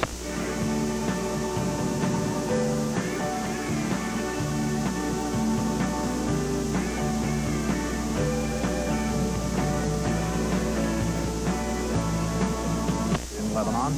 They include 4 Americans, a Briton, and 2 Germans. 6 academics and 2 elected West Bank mayors.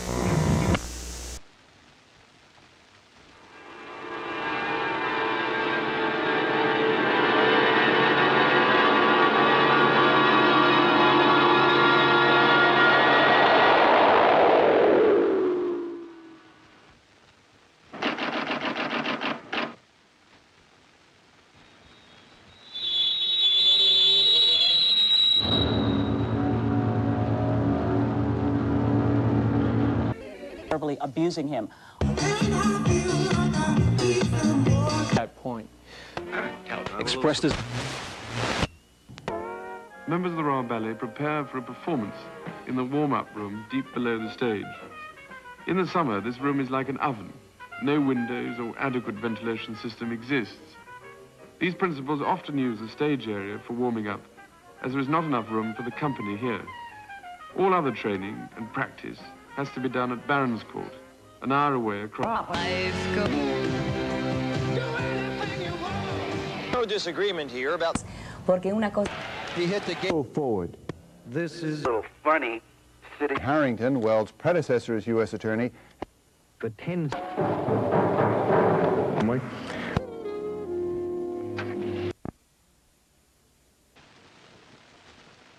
Our ads of the last few weeks different from what you usually see, have tried to raise questions we feel are extremely important.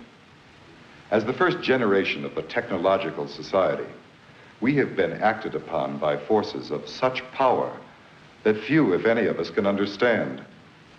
Extensive information gathering on every American, human experiments with drugs and psychosurgery, electronic surveillance, the era of the computer, invasion of privacy, growing government and corporate power over our lives, a people plagued by dehumanization, loneliness, and violence. Dramatic? Perhaps. But we are losing control of our technology and our lives. Not so long ago, people in a similar situation did not awaken to the forces around them. Are we so unwise as to do the same? Oh, yeah. Man, I look like myself on that monstrous cinema scope.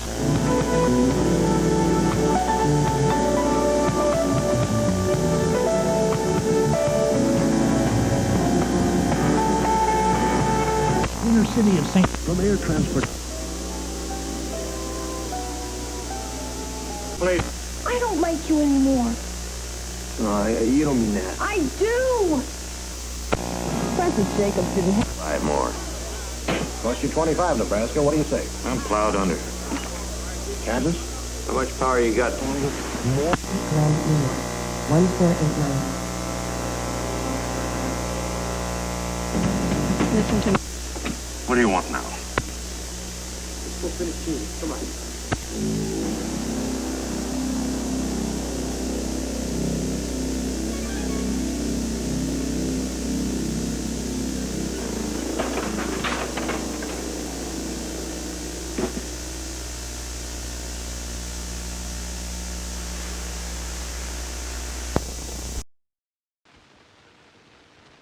The New Mexico Civil Liberties Union has tried to raise questions concerning the growing problem of invasion of privacy and what this leads to, widespread control of human behavior. Many of you will read our newspaper ad, The Statement of Common Sense. If you support this statement, please call us collect and let us know.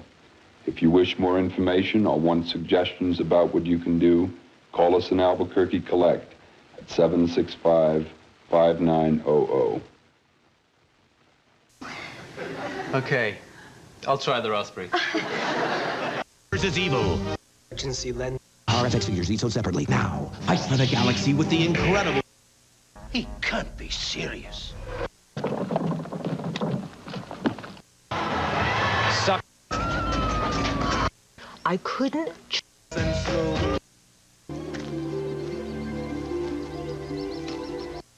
That's how boys fly these things so low over the English Channel, they get water on the...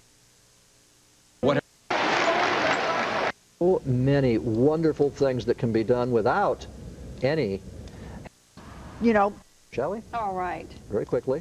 Please, you know, you say... Course to do. Call, and for just $99 a month, you can lease this Dell Dimension XPS with a 233... More than to the inside, that's 12 under. Weather Center there.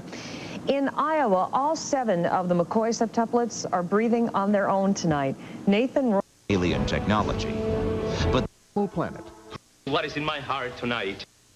Real reputable... Find good people like the Taylors these days. You. For the gas station. Your sound, yet it's... and defined. Such a happy kind of word once.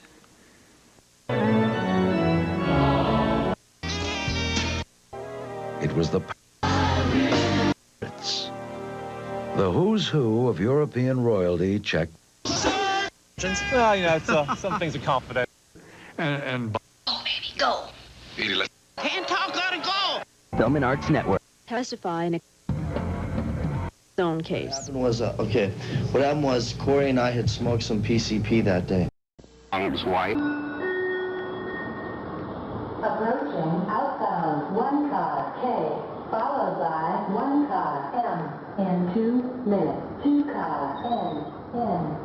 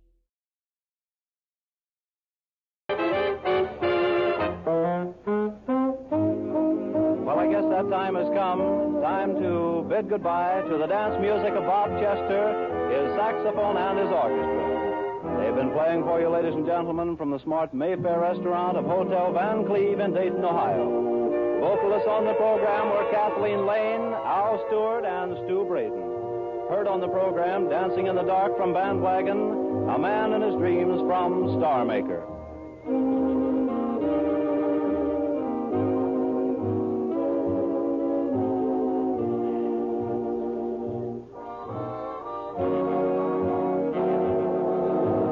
Your announcer, Dick Roll. This is the Columbia Broadcasting System.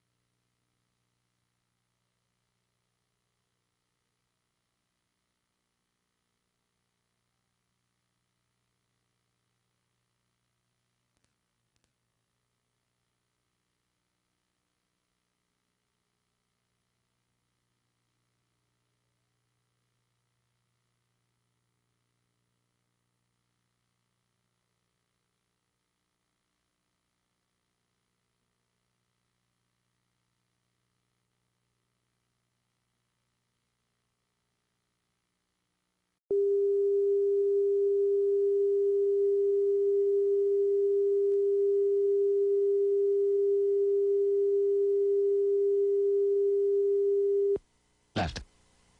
Right. Left.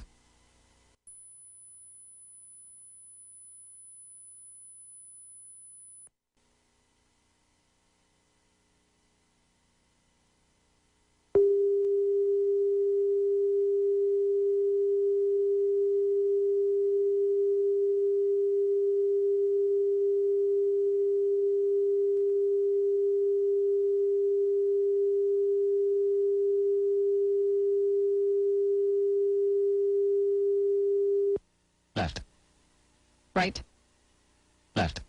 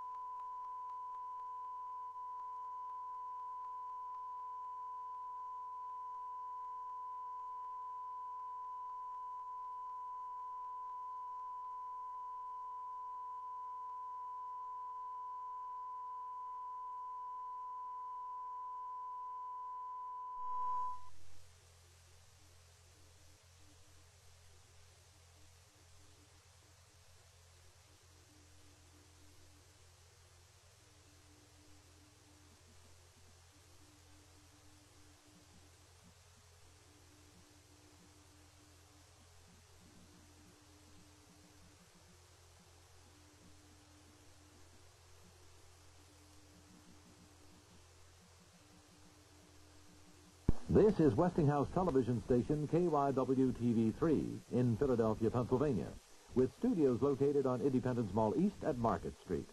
Our transmitting facilities are located at Umbria Street near Domino Lane in Philadelphia. KYW-TV is owned and operated by Westinghouse Broadcasting Incorporated. Our programs may not be used for any purpose except exhibition at the time of their broadcast on receivers of the type ordinarily used for home reception in places where no admission, cover, or mechanical operating charges are made. And now, our national anthem.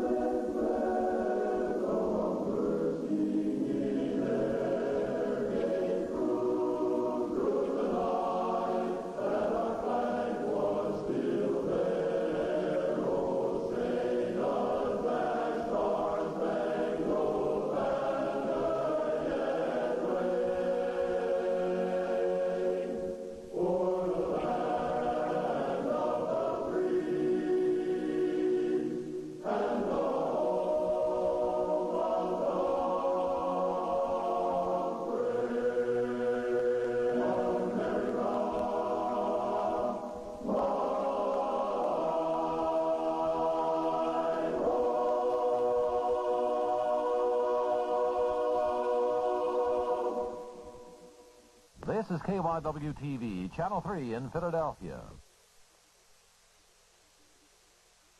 When you mess with drugs, you might as well be playing Russian roulette. If you or a loved one need help, get it now.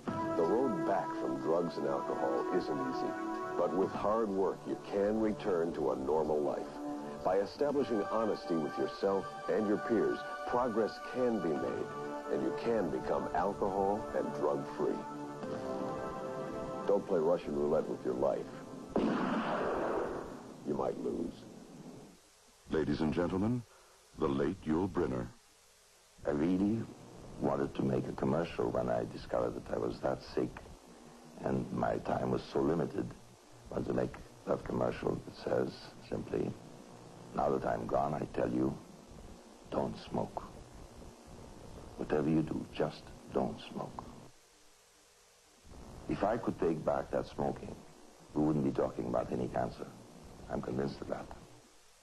This is KYW-TV in Philadelphia.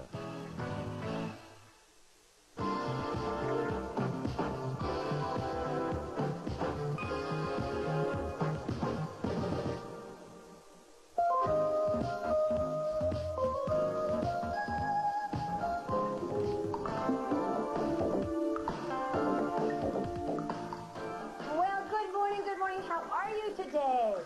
I guess today's a good day too. I got up, I said, this is a good day, and we have two great guests. First of all, good morning to Eddie. Good morning. And good morning to Donna. Good morning. I'm so happy to have both Eddie and Donna on. Eddie and Donna are the 1987 Crystal Light National Aerobic Champions in the mixed pair division. Isn't that wonderful? So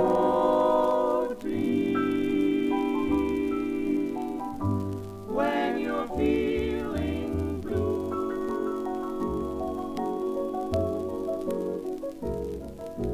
dream, that's a thing to do.